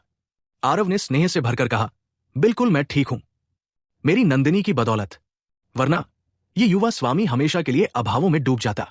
नंदिनी ने जैसे ही ये सुना, वो खुशी से रो पड़ी और सिसकते हुए बोली, वाह युवा स्वामी, आपने आज नंदिनी को सचमुच बहुत डरा दिया। नंदिनी की सच्ची भावनाओं को देखकर आरव को खुद पर और भी ज्यादा दोष लगने लगा। उसने आह भरी और कहा, मूर्ख लड़की, क्या तुम्हें पता है कि आज मैं तुम्हें लगभग मार ही डाला था? लेकिन नंदिनी मुस्कुराते हुए रो पड़ी और बोली, मुझे पता है कि युवा स्वामी नंदिनी पर सबसे ज्यादा प्यार करते हैं। अगर तुम सचमुच दुराचार में पड़ भी गए तो भी तुम नंदिनी को नहीं मारोगे। अगर तुमने सचमुच नंदिनी को मार भी दिया तो भी नंदिनी को कोई पछतावा नहीं है। नंदिनी का ये जीवन युवा स्वामी नहीं दिया है। नंदिनी की बातें सुनकर आरव भावुक हो गए। उसके और नंदिनी के बीच किसी भी बात को साबित करने के लिए शब्दों का इस्तेमाल करने की जरूरत ही नहीं थी। उनका रिश्ता परिवार से भी ज्यादा गहरा था। मूर्ख लड़की, आरव ने उसे अपनी बाहों में और कसकर जकड़ लिया। इस समय एक उजाड़ मैदान में 10 से ज्यादा आकृतियां एक खूबसूरत महिला को घेरे हुए थी। हाँ, पाठक परिवार की लड़की, इसके साथ तुम अब और नहीं भाग सकती, है ना? बिना किसी प्रतिरोध के आज्ञाकारी होकर आत्मसमर्पण कर दो। जो बात कर रहा था वो बिल्कुल समुद्रगुप्त था, और बीच में उनसे घिरी खूबसूरत महिला स्वाभाविक रूप से दीक्षा थी। उस समय के ब्राइट मून सिटी महायुद्ध की बात करें तो दीक्षा ही थी जिसने मौका मिलते ही तेजी से काम किया और पाठक परिवार के सदस्यों को घेरे से बाहर निकाला। उस समय समुद्रगुप्त को लगा कि उसने दीक्षा को घेर लिया है। किसे पता था कि दीक्षा की शक्ति अप्रत्याशित रूप से शक्तिशाली थी और वो वास्तव में उसके साथ संघर्ष में उलझ गई, खासकर उसके पीछे की युद्ध आत्मा। ये अविश्वसनीय रूप से कष्टदायक थी। युद्ध आत्मा शरीर को जागृत करने के बाद से दीक्षा की शक्ति में छलांग और सीमा से वृद्धि हुई। कुछ समय पहले वो दिव्य राजा क्षेत्र में प्रवेश कर गई और इस समय उसकी युद्ध आत्मा की शक्ति अंततः प्रस्फुटित हुई। वो जो अभी अभी दिव्य राजा क्षेत्र में प्रवेश कर चुकी थी, वास्तव में समुद्रगुप्त के साथ बराबरी पर रही। दीक्षा ने पाठक परिवार के सदस्यों की रक्षा की और जब वे ब्राइट मून सिटी से पीछे हट रहे थे तब लड़ते रहे। निसंदेह इस प्रक्रिया के दौरान पाठक परिवार को भारी क्षति उठाना स्वाभाविक रूप से अपरिहार्य था। सौभाग्य से वहां एक शून्य रहस्य क्षेत्र दुर्गादूत था। इस तरह वे पाठक परिवार के सदस्यों की सुरक्षा सुनिश्चित करने में बमुश्किल कामयाब रहे। इसके अलावा ये मेडिसिन किंग हॉल का भी धन्यवाद था, जिसने दीक्षा की ताकत का गलत आकलन किया, ये सोचकर कि केवल समुद्रगुप्त को भेजकर वो उसे पूरी तरह से हरा सकता है। उन्हें बिल्कुल भी उम्मीद नहीं थी कि दीक्षा की ताकत वास्तव में इतनी महान थी। जब ब्लडरेन ब्राइट मून सिटी की ओर दौड़ा तो उसे किले को संभालना पड़ा और आरव के आने का भी इंतजार करना पड़ा। परिणाम स्वरूप दीक्षा इसी तरह अब तक चल पाया। रास्ते में दीक्षा को पता चला कि उनका निशाना असल में वही थी, इसलिए उसने दुर्गादूत से सभी को दानव क्षेत्र की ओर भागने को कहा, जबकि वो समुद्रगुप्त नामक इस विशेषज्ञ को फुसलाकर ले गई। पवित्र मां शैतान पुष्प के शैतानी रूप को अनुभव करने के बाद समुद्रगुप्त की शक्ति पहले से ही काफी बढ़ गई थी, और जिन लोगों को वो लाया था वे सभी बिना किसी अपवाद के शून्य रहस्यवादी शक्तियां थी। उसकी नजर में दीक्षा पहले से ही एक घड़े में बंद कछुआ था।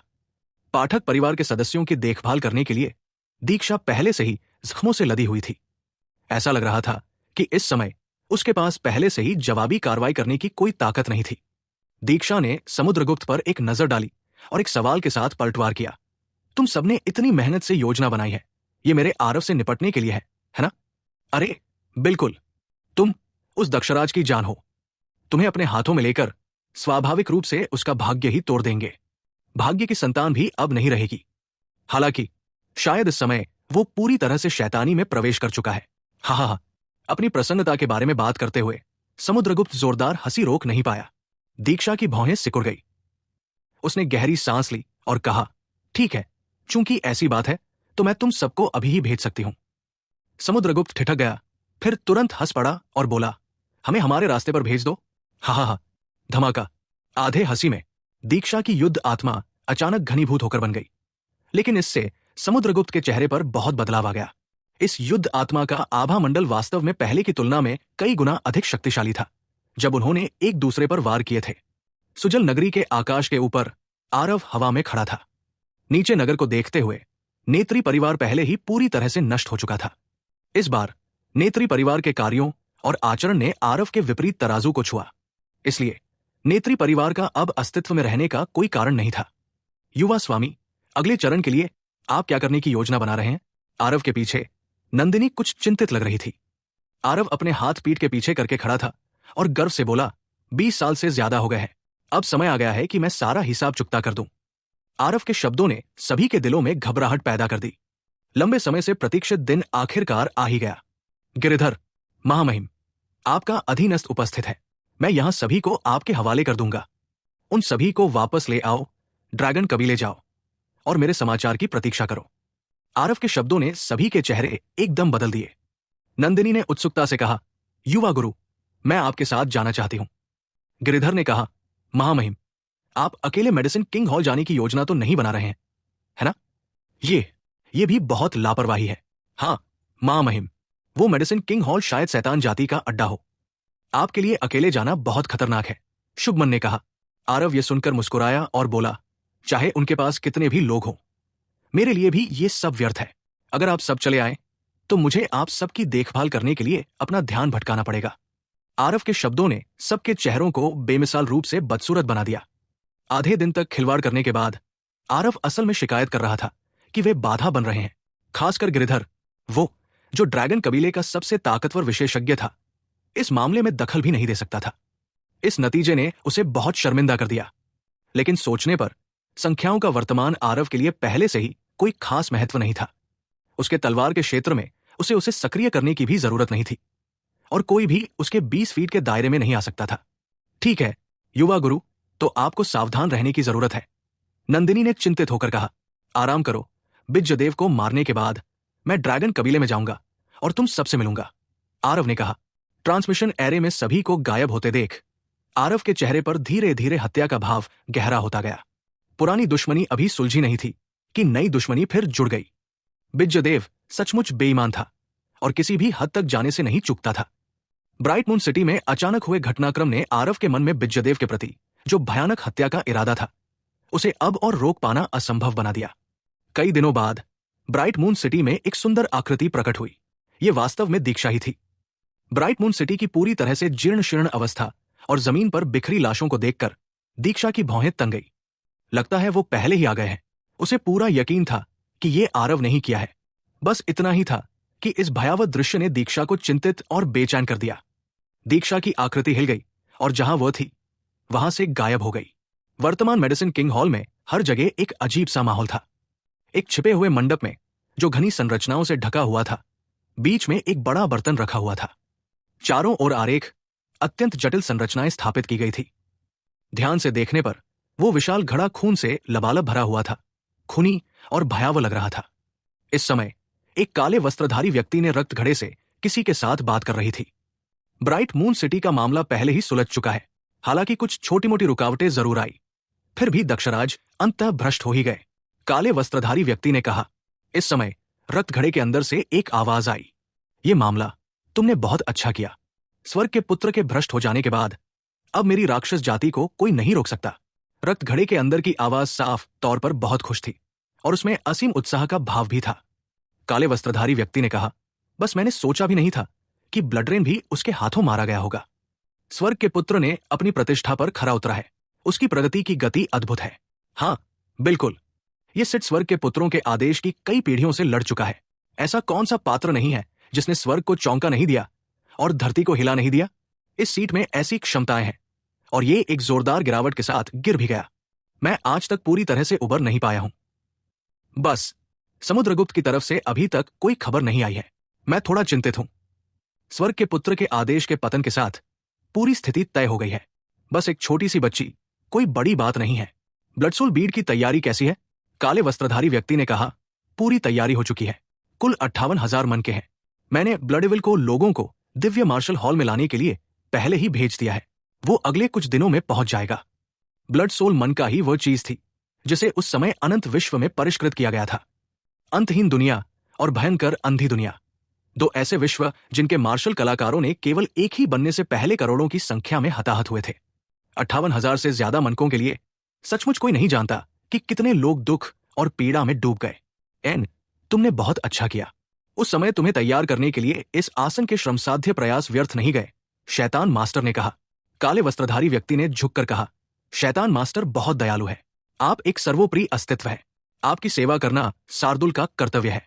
हाँ, इस सीट ने आत्मा निष्कर्षण विधि से तुम्हारी दिव्य आत्मा को एक मानव आत्मा के भीतर बंद कर दिया।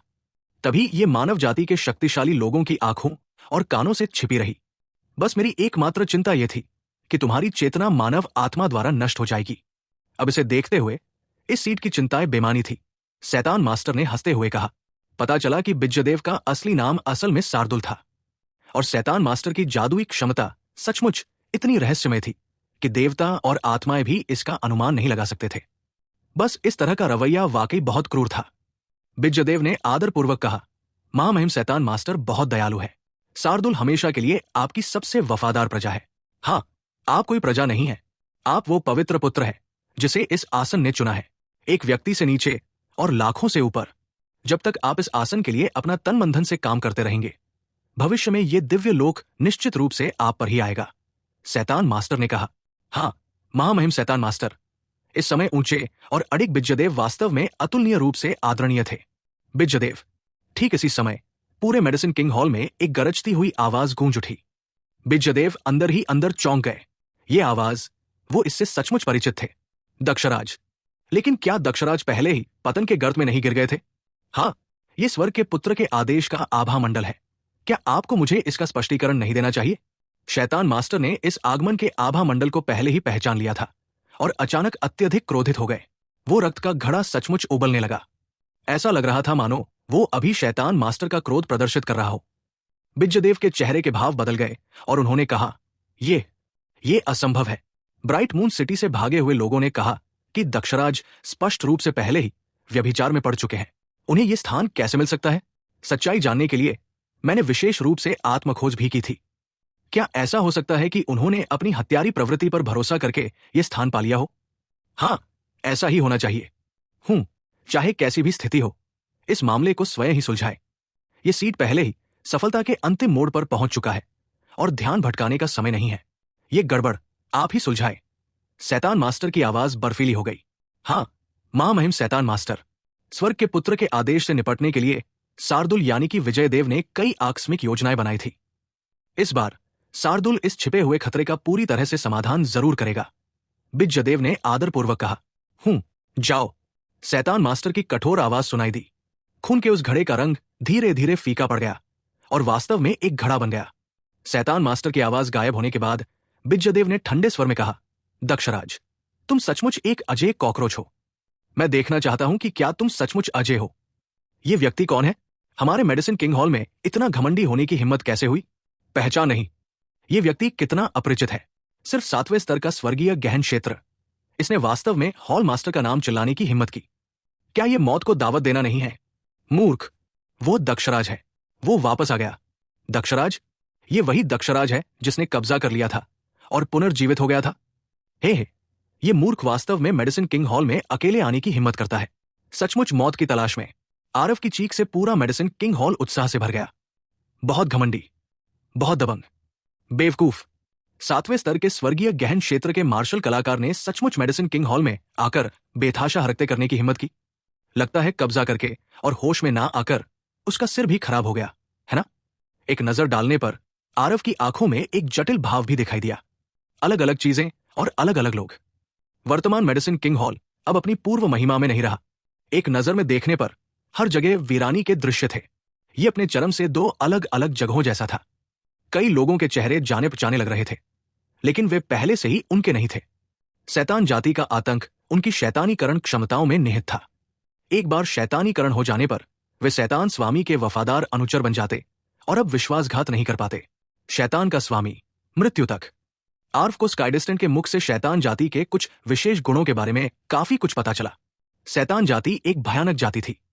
कोई कह सकता है घास के मैदान की आग भी घास को नहीं जला सकती थी, जो बसंत की हवा चलने पर फिर से उग आती थी। जब तक वे मरते नहीं थे, वे बिना किसी झिझक के दूसरी जातियों को आत्मसात कर लेते थे। लेकिन मानव जाति के लिए शैतान सम्राट का विनाश आसानी से किया जा सकता था। लेकिन एक बार जब शैतान जाति देवता क्षेत्र में पहुंच जाती तो उनके शरीर अमर हो जाते थे। तब मारना बेहद बेहद मुश्किल था। ताओवादी परम स्वर्ग की शक्ति अत्यधिक प्रबल थी और फिर भी वो दो महान स्वर्गीय शैतान देवताओं का पूरी तरह से उन्मूलन करने में असमर्थ थी और केवल उनका दमन कर सकती थी। कोई कह सकता है कि एक बार जब शैतान जाति देवता क्षेत्र में रूपांतरित हो गई तो वे व्यावहारिक रूप से अमर हो गए। उसके सामने ये पूर्व मेडिसिन किंग हॉल के शिष्य अब पहले से ही शैतानी दास बन चुके थे। शैतानी दासों की अपनी व्यक्तिगत चेतना होती थी और वे स्वयं को विकसित कर सकते थे, लेकिन वे आज्ञाकारी थे अपने स्वामियों के प्रति हृदय की गहराइयों से। सीधे शब्दों में कहें तो ये दास स्वभाव था। आरव की धारणा अत्यंत शक्तिशाली थी।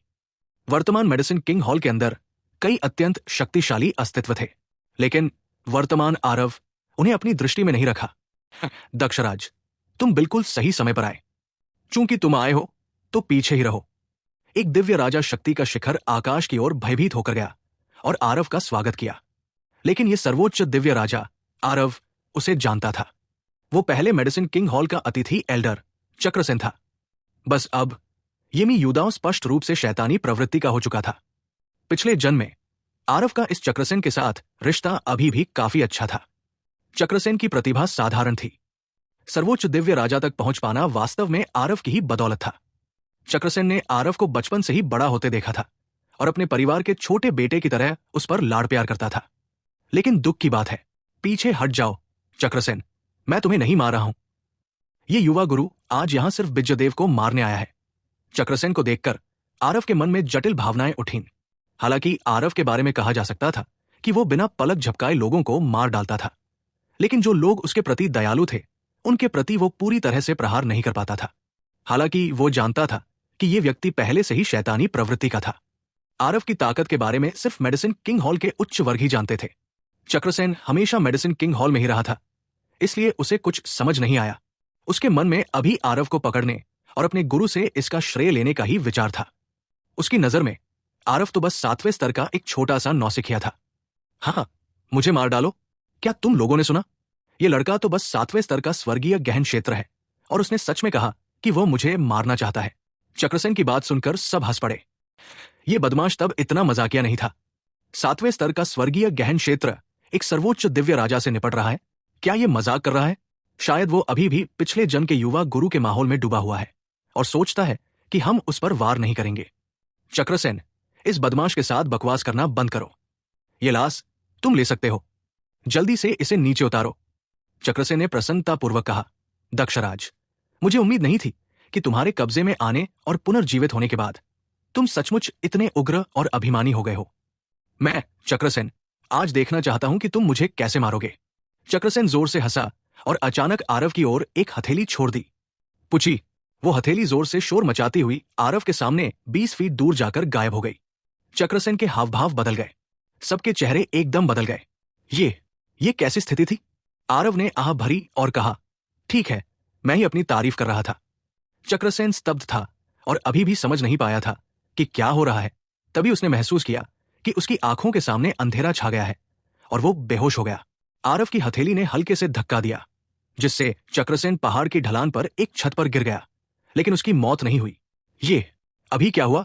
चक्रसेन की हथेली सचमुच बुरी तरह बुझ गई। हाँ, दक्षराज को कोई हरकत करते नहीं देखा।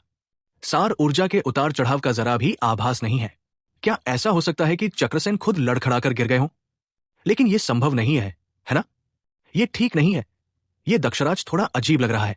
फुसफुस, फुसफुस, फुसफुस। आरव ने अभी चक्रसेन की देखभाल की ही थी कि 10 से ज्यादा आकृतियां फिर से हवा में उड़ गई। एक नजर डालने पर पता चला कि ये सभी लोग कभी आरव के बुजुर्ग थे।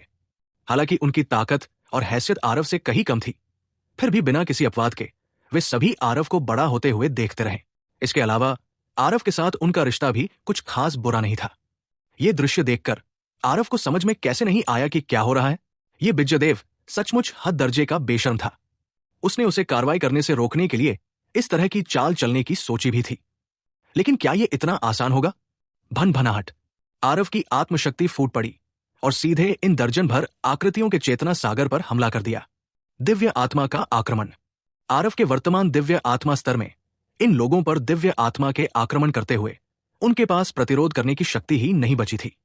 बिज्जदेव, व्यर्थ की साजिशें बंद करो, कोई फायदा नहीं। मैं तुम्हें आखिरी मौका देता हूं, आओ और चुनौती स्वीकार करो। आरव ने स्पष्ट स्वर में पुकारा। एक काला साया धीरे धीरे मेडिसिन किंग हॉल से बाहर आया। आरव को देखते हुए उसने भौहें चढ़ाई और कहा, क्या तुम सचमुच भ्रष्टता में नहीं पड़े? जो लोग ब्राइट मून सिटी से भागकर वापस आए थे, उन सभी ने साफ साफ कहा था कि उन्होंने तुम्हें भ्रष्टता में पड़ते देखा था।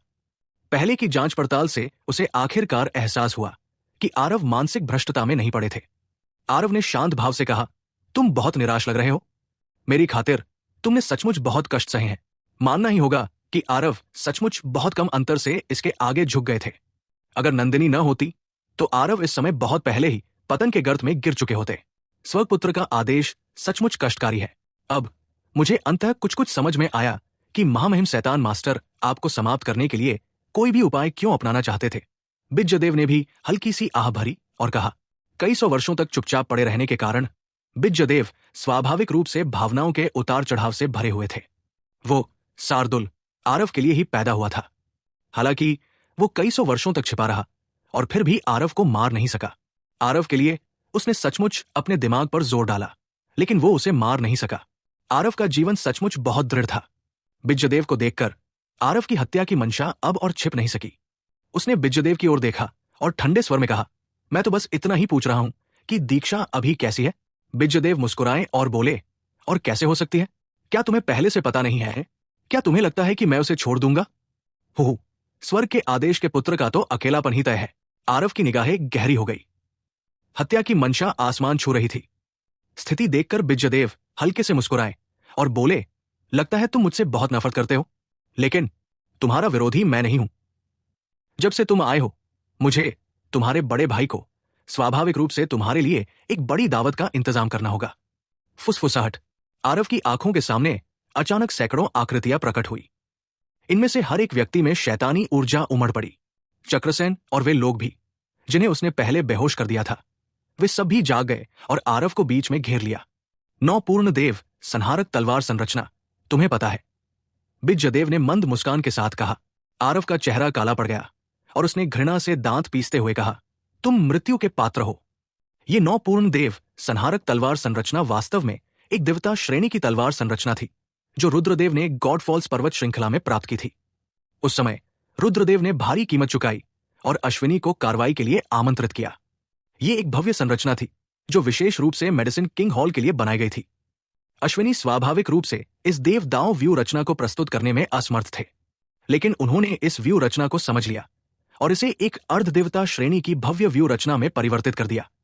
तलवार रचना के इस सेट में जब तक तलवार रचना में भाग लेने वाले लोग पर्याप्त रूप से शक्तिशाली थे, वे वस्तुतः 10 महान दिव्य राजाओं के शक्ति केंद्रों से मुकाबला कर सकते थे। 9 पूर्ण देव संहारक तलवार रचना के इस सेट का अपनी सीमा तक उपयोग करने के लिए 3 शिखर शून्य रहस्यवादी शक्ति केंद्र, 9 मध्य चरण शून्य रहस्यवादी शक्ति केंद्र, 18 प्रारंभिक चरण शून्य रहस्यवादी शक्ति केंद्र और साथ ही 81 शिखर दिव्य राजा शक्ति केंद्रों की आवश्यकता थी।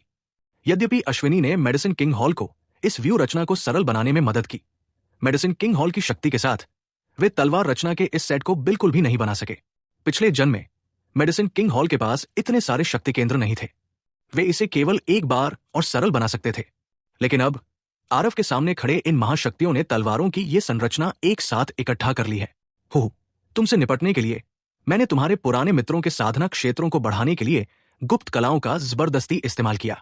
अब 9 पूर्ण देव संहारक तलवार संरचना पहले से ही तैयार है, बस तुम्हारे आने और इसका आनंद लेने का इंतजार कर रही है, बिज्जदेव ने जोर से हंसते हुए कहा। सबसे महत्वपूर्ण बात यह है कि आरव के सामने खड़े ये महाशक्तियां अतीत में मेडिसिन किंग हॉल की रीढ़ हुआ करती थी। आरव इन लोगों के साथ कई सौ सालों से घुल मिल कर रहा था और उनसे बहुत परिचित था। मेरे प्यारे छोटे भाई, मुझे पता है कि तुम दोस्तों के प्रति बहुत नरम दिल हो, इसलिए बड़े भाई होने के नाते मैंने तुम्हारे लिए तलवारों की ये संरचना बहुत सावधानी से तैयार की है। थोड़ी देर में तुम्हें हमला करते समय थोड़ी नरमी दिखानी होगी, उन्हें चोट मत पहुंचाना। हाँ, बिज्जदेव बहुत आत्मसंतुष्ट होकर हंसे। वो कई सौ वर्षों तक आरव के साथ रहा था और आरव के स्वभाव और कमजोरियों के बारे में पूरी तरह स्पष्ट था। ब्राइट मून सिटी की अचानक हुई घटनाओं सहित बिज्जदेव ने भी आरव की इस प्रकार की कमजोरी का फायदा उठाया। कहा जा सकता है कि बिज्जदेव ने हर संभव संभावना को ध्यान में रखा और भविष्यवाणी की कि आरव पतन की ओर अग्रसर होगा। लेकिन नंदिनी की आगमन जैसी परिवर्तन की उम्मीद नहीं थी। जैसे ही व्यू रचना खुली, भव्य व्यू रचना के भीतर तलवार की तेज नीयत घूम गई। आरव के चेहरे पर गंभीरता छा गई। ये व्यू रचना वाकई असाधारण थी। उनमें से कोई भी आरव का मुकाबला करने लायक नहीं था, लेकिन एक साथ मिलकर उनमें वास्तव में अजेयता का भाव था। भले ही आरव तलवार के क्षेत्र को समझता था, फिर भी उसे वास्तव में खतरे का भी एहसास था। ये अश्विनी सचमुच निंदनीय है, बस इसे थोड़ा सा बदल दो। इतना गंभीर किस लिए? हमारे मेडिसिन किंग हॉल में तो इतने पावर हाउस थे ही नहीं। क्या तुमने बिज्जदेव के लिए व्यू रचना में खास बदलाव नहीं किया था? आरव मन ही मन अश्विनी को सैकड़ों बार कोस चुका था। फुस फुस फुस। तलवार की रोशनी की धारें आरव की ओर तेजी से बढ़ती हुई गुजरी। आरव के चेहरे के भाव बदल गए। दुष्ट संहारक तलवार अचानक बाहर निकल आई। बड़बड़ाते हुए आरव ने बिजली की तरह हमला किया। दुष्ट संहारक तलवार को तब तक घना बुनता रहा जब तक वो हवाबंद न हो गई। तभी वो तलवार की संरचना की शक्ति का बमुश्किल सामना कर पाई। फिर भी उसने अपने रक्त और क्यूई में उथल पुथल महसूस किया। तलवार के क्षेत्र को समझने के बाद से आरव का इतने शक्तिशाली शत्रु से सामना पहली बार ही हुआ था। अभी अभी जब वे तलवार की रोशनियां ऊपर आईं, तो वे साधारण और सामान्य लग रही थी, लेकिन आरव को अचानक एक बहुत बड़ा खतरा महसूस हुआ। उसे लगा कि उसका तलवार का क्षेत्र शायद उन तलवार की रोशनियों की शक्ति का विरोध नहीं कर पाएगा। और निश्चित रूप से जैसे ही यह शुरू हुआ, आरव का दबाव बढ़ गया। आरव के पास इस संरचना की अद्भुतता की प्रशंसा करने का समय नहीं था। लगभग एक पल में वो पूरी तरह से कुचल गया। 9 पूर्ण देव संहारक तलवार संरचना के संवर्धन से इन तलवारों की रोशनी की शक्ति अद्भुत थी। आरव का मांसल शरीर शक्तिशाली होने के बावजूद वो तब तक नष्ट होता रहा जब तक उसके अंगूठे और तर्जनी के बीच की झिल्ली भी सुन्न नहीं हो गई। कुछ ही देर में आरव के अंगूठे और तर्जनी के बीच की झिल्ली से काले लाल रक्त के धब्बे रिसने लगे। हाँ, कितना संतोषजनक। मैंने सचमुच नहीं सोचा था कि इस तलवार संरचना में इतनी शक्ति होगी। इस बदमाश ने देवता दाव क्षेत्रों में अत्यंत शक्तिशाली तलवार क्षेत्र को समझ लिया है और वास्तव में इसका सामना भी नहीं कर सकता। एक काले वस्त्रधारी व्यक्ति बिज्जदेव के पास आया और जोर से हंसते हुए बोला। इस काले वस्त्रधारी व्यक्ति को ब्लडसोल कहा जाता था, जो बिज्जदेव के अधीन 6 महान रक्षकों में से एक था। बिज्जदेव मुस्कुराए और बोले, देवता दाव क्षेत्रों को सहारा देने के लिए देवता क्षेत्र साधना की आवश्यकता होती है। वह जो 7वें स्तर का आकाशीय गहन क्षेत्र है, तलवार के क्षेत्र को समझते हुए अजय होना भी असंभव है। ब्लडसोल ने आश्चर्य से आह भरी और कहा, मुझे सचमुच पता ही नहीं था कि आपने इतनी प्रभावशाली बैकअप चाल सुरक्षित रखी है। बिज्जदेव ने कहा, यह तलवार संरचना वर्तमान दिव्य क्षेत्र के 10 महान दिव्य राजाओं में से अश्विनी द्वारा देवता दाव सरणी संरचनाओं के अनुसार बनाई गई थी। इसकी शक्ति वस्तुतः 10 महान दिव्य राजाओं को टक्कर दे सकती है। उस समय उस बूढ़े रुद्रदेव को उसे कार्रवाई करने के लिए राजी करने में बहुत बड़ी कीमत चुकानी पड़ी थी। मुझे उम्मीद नहीं थी कि वर्तमान मानव जाति में वास्तव में अभी भी इतना अस्तित्व है। लगता है उसे उकसाना आसान नहीं है, ब्लडसोल ने भावुक आह भरते हुए कहा। तो क्या? जब तक शैतान स्वामी अस्तित्व में आते हैं, 10 महान दिव्य राजा केवल चींटी जैसे अस्तित्व है। 10 महान दिव्य राजा भी अंततः स्वर्गीय गहन क्षेत्र ही है, लेकिन शैतान स्वामी एक वास्तविक देवता क्षेत्र अस्तित्व है, बिज्जदेव ने कहा। ब्लडसोल ने बहुत सहमति व्यक्त की और उत्साहित भाव से कहा, वास्तव में अभी सब कुछ तैयार है, बस पूर्वी हवा की कमी है। जल्द ही हमारी शैतान जाति दिव्य क्षेत्र पर शासन करेगी। उस समय सभी मनुष्य हमारे दास होंगे। हा हा हा। बिज्जदेव थोड़ा मुस्कुराए, लेकिन ज्यादा कुछ नहीं बोले। इस समय आरव पहले से ही अत्यधिक दबा हुआ था। इन तलवारों की रोशनी के सामने उसके पास वास्तव में जवाबी कार्रवाई करने की जरा भी ताकत नहीं थी। उसने पहले भी अधिक टेलीपोर्टेशन करने की कोशिश की थी, बाहर टेलीपोर्ट करने का प्रयास किया था, लेकिन इतनी गूढ़ और गहन व्यू रचना के अंदर वो वास्तव में अधिक टेलीपोर्टेशन करने में असमर्थ था। इस क्षण ऐसा लग रहा था जैसे आरव तलवारों की कतार में पूरी तरह से जकड़ा हुआ है। तलवारों की रोशनी के हमले में आरव धीरे धीरे लड़खड़ा रहा था। कई बार तलवारों की रोशनी उसके पास से गुजरी, लेकिन हर बार वो बाल बाल बच गया। ये दृश्य देखकर ब्लडसोल जोर से हंसा और बोला, ये बदमाश अब और नहीं टिक सकता। अगर मुझे पहले से पता होता तो मैं इस तलवारों की कतार को भेजकर उसे खत्म कर देता। इतनी सारी तरकीबें निकालने के बावजूद उनके प्रभाव इस तलवारों की कतार से कमतर थे। बिज्जदेव का चेहरा काला पड़ गया। ब्लडसोल पर हत्या का एक जबरदस्त हमला हुआ। अगर तुम बोलो भी नहीं तो कोई तुम्हें गूंगा नहीं समझेगा। ब्लडसोल अजीब तरह से मुस्कुराया और बोला, मैं तो बस कह रहा था। भले ही बिज्जदेव ने अपनी नाराजगी जाहिर की हो, लेकिन दिल की गहराइयों में वह भी यही सोच रहा था। आरव, ये लोग तो पहले से ही शैतान हैं और तुम्हारे लिए जरा भी भावना नहीं रखेंगे। अगर तुम सहानुभूति रखते रहे तो आखिर में मरने वाला तुम ही हो। राबेश डी की आवाज आरव के कान के पास पड़ी। वरिष्ठ, क्या सच में उन्हें बचाने का कोई रास्ता नहीं है? कोई रास्ता नहीं है। एक बार शैतानी हो जाने पर उनका अंजाम सिर्फ मौत ही है। अगर आप उन्हें अभी नहीं भी मारते तो भी जब आप उनके मालिक को मारेंगे तो उन्हें मरना ही होगा। राबेश डी ने उस दृढ़ता के साथ कहा जो धातु को भी काट सकती थी। आरव ने हल्की सी आह भरी और कहा, ठीक है, समझ गया। दैवीय सार की कुछ बूंदें चुपचाप दुष्ट संहार तलवार में प्रवेश कर गई। अचानक आरव की तलवार ऊर्जा आसमान छूने लगी। तलवारों के समूह से निकलने वाली तलवार की रोशनी वास्तव में आरव की तलवार ऊर्जा से सीधे कुचल गई। स्वूश स्वूश स्वूश। दुष्ट सहार तलवार से अदृश्य तलवार ऊर्जा की धारियां निकल रही थी, जिससे आरव का रक्षात्मक घेरा और भी बड़ा होता जा रहा था। यह दृश्य देखकर बिज्जदेव और ब्लडसोल दोनों के चेहरे पर गहरा परिवर्तन आ गया। अच्छा नहीं, इस बदमाश ने सचमुच अपनी ताकत वापस पा ली है। लगता है वो अभी अपने पूर्व रेस्तेदारों को मारने का साहस नहीं जुटा पा रहा था, इसलिए तलवारों की संरचना ने उसे दबा दिया है, ब्लडसोल ने एक भद्दी अभिव्यक्ति के साथ कहा। बिज्जदेव की नजर तलवारों की संरचना के अंदर आरव पर एक चमक से पड़ी। जैसे ही उसने दांत पीसते हुए कहा, उसने पहले ही दुष्ट सहार तलवार सूत्र को पहले स्तर के पूर्णता क्षेत्र के महान वृत्त तक साधना कर ली है। दुष्ट सहार दिव्य तलवार की शक्ति पहले से ही अपनी 10% शक्ति को मुक्त करने में सक्षम है। कितनी भयानक बोध क्षमताएं! उसे दुष्ट सहार तलवार सूत्र ज्यादा से ज्यादा 1 साल पहले ही मिला था, है ना? सिर्फ 1 साल से भी कम समय में उसने देवता के नियमों को इतनी गहराई से समझ लिया। ब्लडसोल ने चौंक कर कहा, स्वर के पुत्र का आदेश वाकई असाधारण है। यह कूड़ा चरा उम्मीद के मुताबिक काम नहीं आ सका। ब्लडसोल, अब आप सभी के लिए हमला करने का समय आ गया है, बिज्जदेव ने गंभीर स्वर में कहा। हाँ, पवित्र सौतन पुत्र, ब्लडसोल ने अपनी सहमति व्यक्त की और चला गया। बिज्जदेव ने युद्ध चक्र के अंदर आरव की ओर देखा। उसकी निगाहें चमक रही थी। यह भी स्पष्ट नहीं था कि वो क्या सोच रहा था। इस समय आरव ने तलवार की मूठ घुमाई। एक सर्पिलाकार तलवार की ऊर्जा फूट पड़ी, मानो चट्टानों में छेद कर रही हो, और तलवार के समूह से निकलने वाली तलवार की रोशनी में सीधे प्रवेश कर गई। पुची, दुष्ट संहार दिव्य तलवार से निकलने वाली तलवार की ऊर्जा बिना किसी बाधा के एक शिखर शून्य रहस्यवादी की छाती से होकर गुजर गई। यह व्यक्ति मेडिसिन किंग हॉल का पूर्व एकांत प्रिय महापुरुष था। उसकी शक्ति समुद्रगुप्त से भी एक पायदान अधिक थी। हालांकि आरव का उससे ज्यादा संपर्क नहीं था, फिर भी वो जानता था कि वो एक दयालु वरिष्ठ है। पिछले जन्म का आरव, हालांकि वो कीमिया दांव पर केंद्रित था, अपने साथी शिष्यों के प्रति उसने कभी भी एक युवा कुलपति का दिखावा नहीं किया था। पहले इसलिए इन साथी शिष्यों के बीच आरव की लोकप्रियता अभी भी काफी ज्यादा थी। अपनी आंखों के सामने इन लोगों के साथ आरव का रिश्ता भी बहुत सौहार्दपूर्ण था, लेकिन अब उसे व्यक्तिगत रूप से इन लोगों का जीवन समाप्त करना था। आरव अभी भी अपने मन में बहुत बेचैन था। यह तर्कसंगत ही था कि वो बिज्जदेव से और भी ज्यादा नफरत करता था। इस आदमी का काम करने का कोई आधार नहीं था। इस महापुरुष की मृत्यु के बाद 9 पूर्ण देव तलवार सरणी की शक्ति स्वाभाविक रूप से बहुत कम हो गई। वे तलवार की रोशनी आरव के सामने के 20 फीट के क्षेत्र को भेदने में पूरी तरह असमर्थ थी। आरव ने हल्की आह भरी और कहा, माफ करना सबको। दक्षराज बेकार है और स्थिति को बचाने में असमर्थ है। दक्षराज तुम सबको यहां भेज देगा।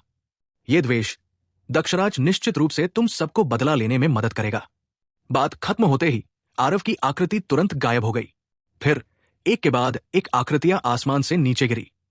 आरव ने बहुत जल्दी सैकड़ों शक्तिशाली लोगों का सफाया कर दिया। फर्श पर बिखरी लाशों को देखकर आरव ने गहरी सांस ली और कहा, मैं व्यर्थ ही किमिया का सम्राट हूं और अपने साथी शिष्यों को नहीं बचा सका। बिज्जदेव, हमारी दुश्मनी बढ़ती ही जा रही है। आरव जानता था कि अगर उसने इन लोगों को नहीं मारा तो वे आकर उसका बेइंतहा सफाया कर देंगे। यह नजारा देखकर बिज्जदेव की आंखें भी थोड़ी गंभीर हो गई और वो बुदबुदाया, ये बदमाश इन कुछ सालों में काफी परिपक्व हो गया है। मैंने तो सोचा भी था कि कुछ पुराने जाने पहचाने चेहरे उसे कुछ रुकावटें डाल सकते हैं। मैंने तो सोचा भी नहीं था। उसने पलक तक नहीं झपकाई। बिज्जदेव, तुमने अपना सारा विवेक खो दिया है और एक भयानक मौत मरोगे। आरव ने बिज्जदेव की ओर देखा और ठंडे स्वर में कहा। बिज्जदेव मुस्कुराए और बोले, क्या मैंने अपना सारा विवेक खो दिया है? मैं शैतान जाति का हूं। क्या तुम्हें नहीं लगता कि किसी शैतान से ऐसी बातें कहना हास्यास्पद है? जब तक हम इस दिव्य क्षेत्र में हैं, हम स्वर्ग हैं। बल्कि तुमने खुद ही मार डाला उसी संप्रदाय के इन वरिष्ठों को जिन्होंने पहले तुम्हें तैयार किया था। क्या तुम्हें जरा भी शर्म नहीं आती? अगर वे शैतान के गुलाम भी बन गए तो कम से कम जिंदा तो है, लेकिन अब उनके जीने के अधिकार को भी तुमने खुद ही खत्म कर दिया है। आरव के हाव भाव बदल गए। जाहिर है बिज्जदेव के वाक्य से वो डगमगा गया। दुश्मनों के प्रति आरव हमेशा से ही निर्णायक रहा था। वो पलक तक नहीं झपकाता था, लेकिन अपने आसपास के लोगों के प्रति आरव हमेशा बंधा हुआ महसूस करता था, भले ही ये लोग शैतानी गुलाम बन गए हों। लेकिन ठीक इसी समय आरव के मन में अचानक खतरे की घंटी बजी। शून्य के भीतर से अनगिनत रक्तकण निकले और वास्तव में उसे पूरी तरह से घेर लिया। अनजाने में वर्तमान आरव अनगिनत बारूदी सुरंगों के घेरे में आ गया था। ऐसा लग रहा था जैसे छिपने के लिए पहले से ही कोई जगह नहीं थी। पू पू पू, वे सभी रक्तकण एक पल में फट गए। एक पल में चारों ओर रक्त की वर्षा हो गई। आरव के हाव भाव बदल गए और उसने सहज रूप से और अधिक टेलीपोर्टेशन किया। हालांकि अभी भी बहुत देर हो चुकी थी। कुछ रक्त मोतियों ने उसकी दुष्ट संहारक दिव्य तलवार को दूषित कर दिया। कुछ तो उस पर छलक भी गए। आरव के कपड़े और त्वचा इन रक्त मोतियों को जरा भी नहीं रोक पाए। एक बार जब वे आरव के शरीर पर गिरे तो वे वास्तव में आरव के शरीर में घुस गए। आरव का डर बिल्कुल भी मामूली नहीं था। उसने जल्दी से अपने शरीर में हो रहे बदलाव की जांच की और उसके हाव भाव में जबरदस्त बदलाव आया। ये रक्त मोती शरीर में प्रवेश करने के बाद रक्तलाल रंग के धुंध के गुच्छे में बदल गए, जिसने आरव के सार ऊर्जा सागर को ढक लिया। आरव सार ऊर्जा को घुमा रहा था और वास्तव में उसे बीच बीच में सुस्ती का एहसास हो रहा था। दुष्ट संहारक तलवार को फिर से देखने पर वे रक्त मोती भी गायब हो गए। स्पष्ट रूप से ये दुष्ट संहारक तलवार के अंदरूनी हिस्सों में भी जंग लग गया था। आरव ने पाया कि दुष्ट संहारक तलवार काफी कम हो गई थी। आखिर ये रक्तमणियां क्या थी? ये दृश्य देखकर बिज्जदेव जोर से हंस पड़े और बोले, मेरे प्यारे छोटे भाई, तुम बहुत लापरवाह हो। उन रक्तमणियों के फटने के बाद पूरा आकाश लाल रंग से रंग गया और बेहद भयावह लग रहा था। हाँ, शून्य से 4 आकृतियां बाहर निकली। उनके चेहरे पर एक उपहासपूर्ण भाव था। दक्षराज, इन देवभ्रष्ट रक्तमणियों का स्वाद अभी भी बहुत अच्छा है ना? संघर्ष करना बंद करो। ये देवभ्रष्ट रक्तमणियां आकाश के नीचे असंख्य जीवन को दूषित कर सकती है। जब तक जरा सा भी दाग लगा रहेगा, तुम्हारी सार ऊर्जा दूषित हो जाएगी और उसका कोई उपयोग नहीं हो पाएगा। इसके अलावा इस आकाश के नीचे हमारी चारों के युद्ध शक्ति 5वां हिस्सा बढ़ जाएगी, जबकि आप एक 5वें हिस्से से कमजोर हो जाएंगे। दक्षराज, तुम सचमुच शक्तिशाली हो, पर अफसोस है कि तुम इतने मूर्ख हो। वे निकम्मे लोग बिल्कुल बेकार थे। अगर मर गए तो मर गए। तुम्हें तो उन पर दया भी आई थी, लेकिन उनके लिए तुम्हारे मन को भ्रमित कर पाना भी सामग्री का सदुपयोग माना जाता है। अब जब तुम भी मरने वाले हो तो क्या तुम्हें लगता है वे हिलेंगे या नहीं? हा हा हा। ये 4 लोग बिज्जदेव के अधीन 6 महान रक्षकों में से 4 थे। बिज्जदेव के अधीन 6 महान रक्षक थे: blood evil, blood soul, blood curdle, blood extinction, blood grudge और ब्लड रेन। ब्लड रेन, जिसे आरव ने अपनी दुष्ट अवस्था में मार डाला था, उनमें से एक था। ब्लड एविल ने ब्लड सोल के मोतियों को दिव्य मार्शल हॉल में पहुंचाया। इस समय इस स्थान पर केवल 4 महान रक्षक ही बचे थे, लेकिन ये 4 महान रक्षक स्पष्ट रूप से कोई साधारण लोग नहीं थे। जैसे ही उन्होंने कोई चाल चली, उन्होंने आरव पर कब्जा कर लिया। इस समय आरव की सत्व ऊर्जा मंद पड़ गई थी और कोई प्रभावी आक्रमण करने में पूरी तरह असमर्थ थी। इसके अलावा इस प्रकार की सत्व ऊर्जा का भ्रष्ट प्रभाव था और वो फैलती हुई प्रतीत हो रही थी। अंततः राक्षस जाति के प्रति आरव की समझ अभी भी बहुत कम थी। उसे नहीं लगा कि बिज्जदेव के पास वास्तव में अब भी ऐसे साधन हैं, लेकिन 4 महान रक्षकों के शब्दों ने आरव को अत्यधिक क्रोधित कर दिया। हो, क्या तुम बहुत क्रोधित हो? तुम मनुष्यों को इस प्रकार का व्यर्थ क्रोध बहुत पसंद है। तुम्हारा क्रोध बहुत डरावना है। अपने क्रोध का प्रयोग करो और मुझे मार डालो। हा हा हा। उफ उफ, सचमुच बहुत अच्छा भाव। मुझे मनुष्यों का इस प्रकार का क्रोधित लेकिन असहाय भाव देखना बहुत अच्छा लगता है। चारों लोग एक एक करके आरव का मजाक उड़ाते हुए बोले। सार ऊर्जा का संचार करने में असमर्थ आरव पहले से ही वध के लिए तैयार एक मेमना था। बिज्जदेव की भौहें तंग गई और उन्होंने कहा, बकवास बंद करो, उसे मार डालो, कहीं रात लंबी न हो जाए और सपने बेचैन करने वाले न हो। चारों लोगों ने आदेश स्वीकार किया, एक साथ अपनी तलवारें उठाईं और आरव की ओर दौड़ पड़े। लेकिन ठीक इसी समय घटनाओं का एक अचानक मोड़ आया। दहाड़, बादलों से गूंजती हुई एक ड्रैगन की दहाड़ आसमान तक पहुंच गई। लेकिन इस बार आरव एक विशाल ड्रैगन में नहीं बदला। फिर भी उसके शरीर पर ड्रैगन का दबाव अजगर बनने की तुलना में जरा भी कम नहीं था। आरव के लिए मानव रूप में लड़ना अब भी ज्यादा बेफिक्री भरा था। अचानक उस भयानक ड्रैगन के दबाव ने चारों लोगों को सीधे ही हवा में उड़ा दिया।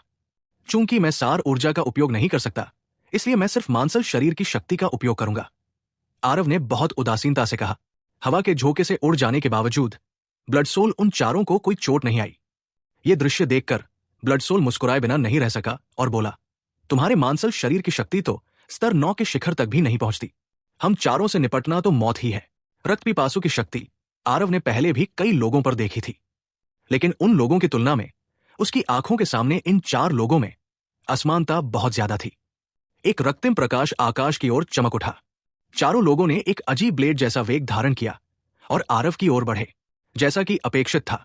जैसा उन्होंने कहा था, रक्तरंजित इस अंतरिक्ष के नीचे उन चारों की शक्ति आसमान छू रही थी।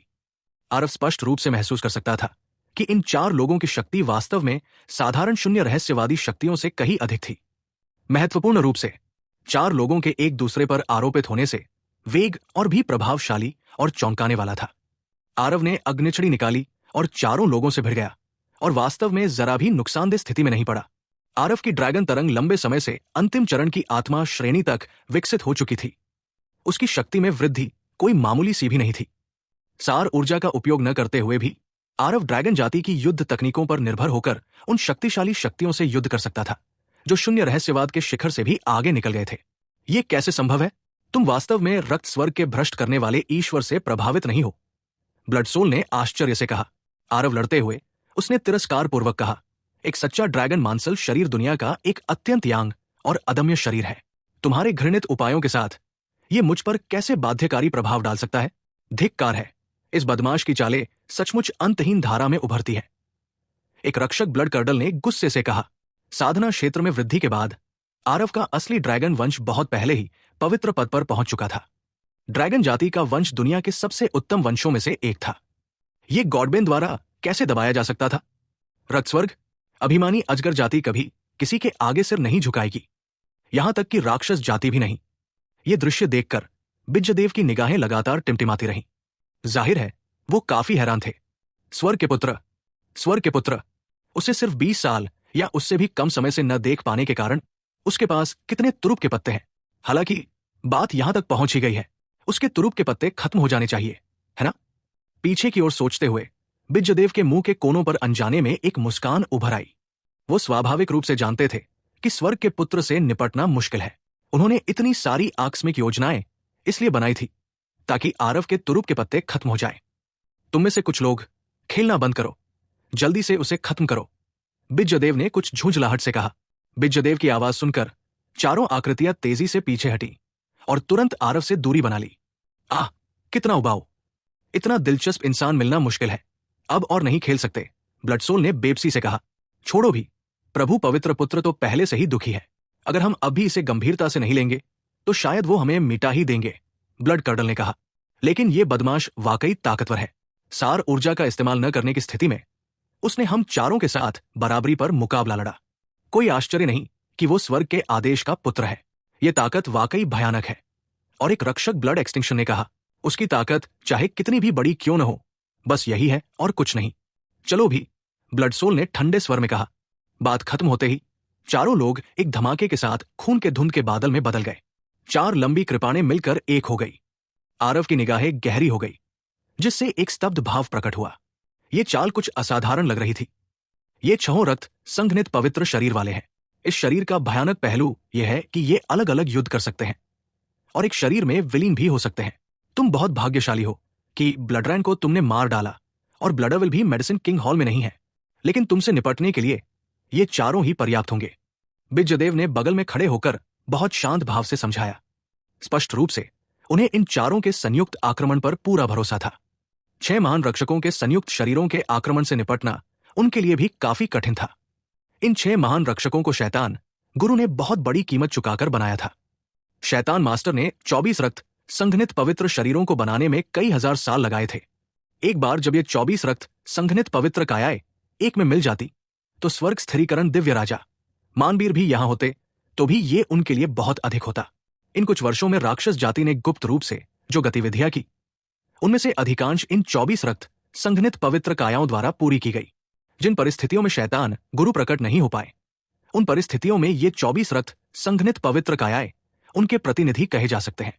शैतान गुरु ने 6 महान रक्षकों को एक साथ बिज्जदेव की सहायता के लिए भेजा। बिज्जदेव को उनका महत्व स्पष्ट रूप से दिखाई देता था। निसंदेह बिज्जदेव ने भी उन्हें निराश नहीं किया। मेडिसिन किंग हॉल के परिवर्तन के बाद से बिज्जदेव ने बहुत से काम खुले तौर पर और गुप्त रूप से किए। बस ब्लडसोल मनकों को इकट्ठा करने की गति पहले की तुलना में कई दर्जन गुना तेज थी।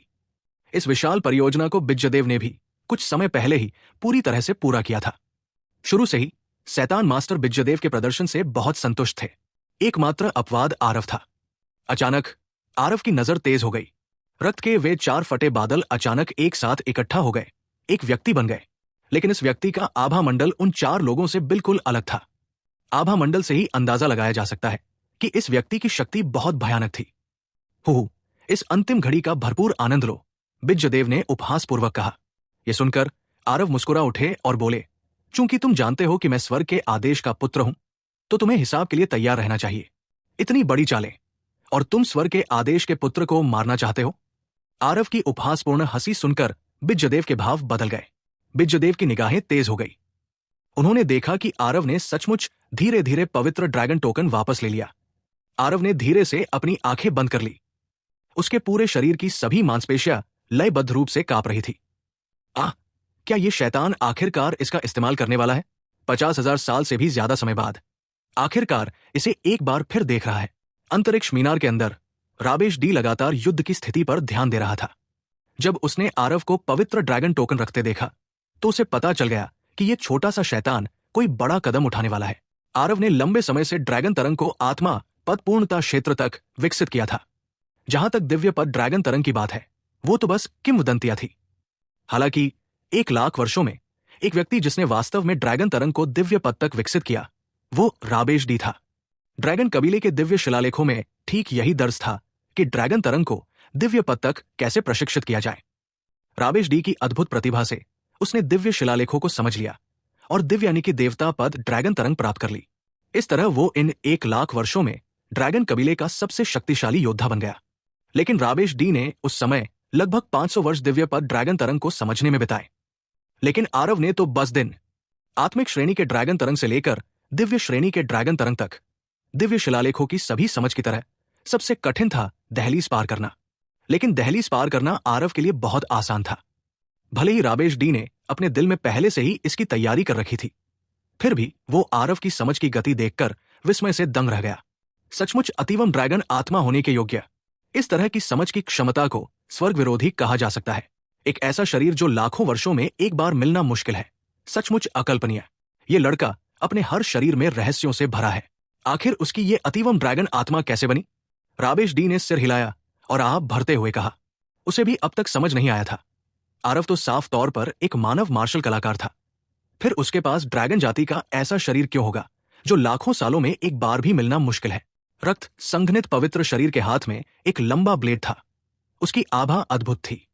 रास्ते में आरव का सामना ऐसे मार्शल कलाकारों से हुआ था जिन्होंने कई बार रक्तवर्णी शक्ति का प्रयोग किया था, लेकिन इस रक्त संघनित पवित्र शरीर की तुलना में ये एक छोटे से प्रशिक्षु की एक महान जादूगर से मुलाकात मात्र थी।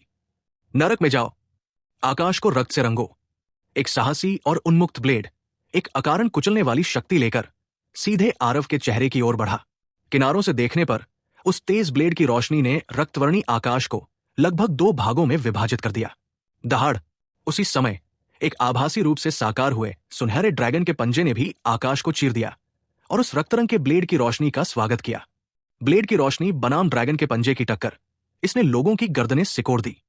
सबको लगा कि यह ड्रैगन का पंजा ब्लेड से फट ही जाएगा। धमाका, सबकी निगाहों के सामने ऊर्जा की 2 भयानक लहरें आपस में टकराई, जिससे एक शानदार ऊर्जा तरंग उठी। ध्वनिहीन ऊर्जा तुरंत पूरे मेडिसिन किंग हॉल में फैल गई। कई शैतान जाति के मार्शल कलाकार एक करुण चीख भी नहीं निकाल पाए और ऊर्जा के इस उभार से पूरी तरह नष्ट हो गए। ऊर्जा की 2 धाराएं वास्तव में हवा में ही गतिरोध में प्रवेश कर गई। ये ब्लेड, जो सब कुछ चीरने के लिए पर्याप्त था, वास्तव में सुनहरे ड्रैगन पंजे द्वारा बलपूर्वक पकड़ लिया गया था। गड़गड़ाहट, ऊर्जा की 2 धाराएं जोर से कंपन करने लगी। अचानक बिज्जदेव के चेहरे के भाव बदल गए। पहले वाला वो उदासीन भाव बहुत पहले ही सदमे में बदल चुका था। ये ड्रैगन जाति की दिव्यता श्रेणी की मार्शल तकनीक है। इस आदमी ने दिव्य श्रेणी की ड्रैगन तरंग को समझ लिया। जी, बिज्जदेव के चेहरे पर सदमा साफ दिखाई दे रहा था। बिज्जदेव लंबे समय से मानव जाति के बीच गुप्त रूप से रह रहे थे, लेकिन फिर भी उन्हें दिव्य क्षेत्र के कुछ रहस्यों के बारे में पूरी जानकारी थी। ड्रैगन जाति की मार्शल तकनीक पूरी तरह से ड्रैगन तरंग के आधार पर स्थापित थी और दिव्य पद तक पहुंचने वाली ड्रैगन तरंग की पहचान सुनहरा रंग था। वो साकार दिखने वाला सुनहरा ड्रैगन पंजा स्पष्ट रूप से दर्शाता था कि आरव ने दिव्य पद ड्रैगन तरंग को समझ लिया था। धमाका, एक जोरदार धमाका हुआ जिससे बिज्जदेव चौंक गए, जो अपने विचारों में डूबे हुए थे। कुछ देर गतिरोध के बाद सुनहरे ड्रैगन पंजे ने वास्तव में उस अद्वितीय ब्लेड प्रकाश को कुचल दिया। ये अभी खत्म नहीं हुआ था। सुनहरा ड्रैगन पंजा सीधे रक्त संघनित पवित्र काया की ओर गिरा।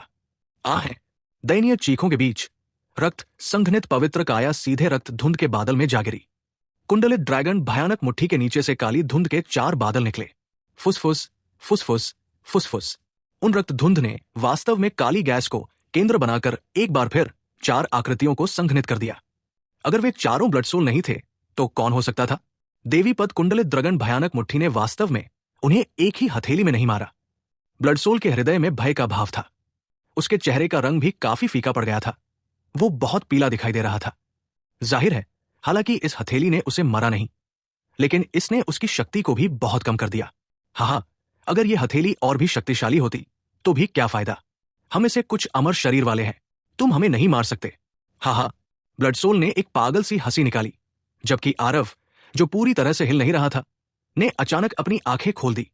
बिज्जदेव लगातार आरव के निर्देशों पर ध्यान दे रहा था। कुंडलित ड्रैगन भयानक मुट्ठी करने के बाद से ही आरव ने अपनी आंखें पूरी तरह से बंद कर ली थी। यह भी अनिश्चित था कि वो क्या कर रहा था। इस समय आरव ने अचानक अपनी दोनों आंखें खोली। उसकी आंखों से तेज रोशनी की किरणें फूट पड़ी। बिज्जदेव मन ही मन गाली दे रहा था। सावधान, बिज्जदेव ने कहा। ब्लड सोल चौंक गया और भागने के लिए जल्दी से चाल ढाल का प्रयोग करने लगा।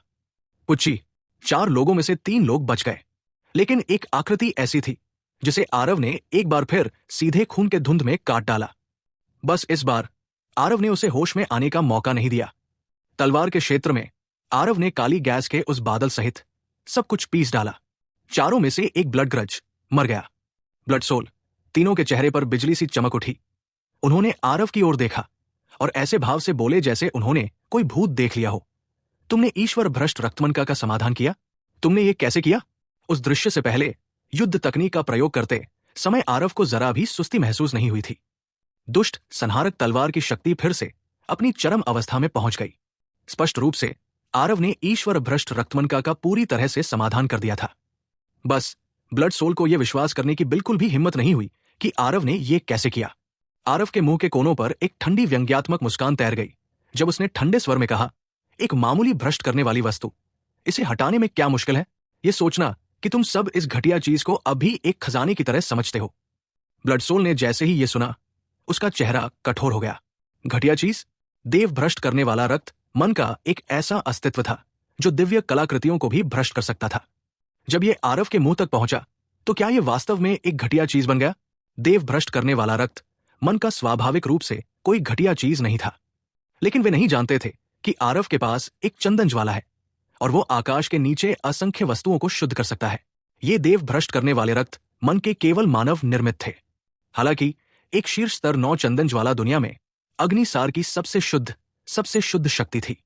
जब तक आरव को कुछ समय दिया जाता, दूषित रक्त को शुद्ध करना स्वाभाविक रूप से आसानी से हो जाता। कुंडलित ड्रैगन भयानक मुट्ठी के बाद आरव चुपचाप अग्नि की परिक्रमा कर रहा था, अपने सार ऊर्जा सागर के अंदर दूषित रक्त को नष्ट कर रहा था और दुष्ट सहार तलवार को शुद्ध कर रहा था। इस अचानक हमले ने चारों लोगों को चौंका दिया। परिणाम स्वरूप रक्त विलुप्ति तुरंत समाप्त हो गई। नहीं, मुझे विश्वास नहीं हो रहा। ईश्वर भ्रष्ट रक्त मन का हमारी जीवनदायिनी रक्त शक्ति है। आप इसे कैसे हल कर सकते हैं? ब्लड सोल के चेहरे पर एक क्रूर भाव था। उसकी आंखें अविश्वास से भरी हुई थी। आरव ने शांत भाव से कहा, इससे कोई फर्क नहीं पड़ता कि तुम विश्वास करो या नहीं। किसी भी तरह तुम जैसे संकी लोग अब और नहीं रहेंगे। तुरंत बात खत्म करते हुए आरव की आकृति अचानक गायब हो गई। ब्लड सोल और दोनों की निगाहें गहरी हो गई, लेकिन आरव पहले ही चुपचाप उसके पास पहुंच गया। खड़खड़ाहट, धातु के टकराने की आवाज। आरव की आंखें धुंधली हो गई। एक मारक तलवार वास्तव में बिज्जदेव ने रोक ली थी। 20 साल के अंतराल के बाद यह पहली बार था जब दोनों प्रशिक्षु भाई इतने करीब थे।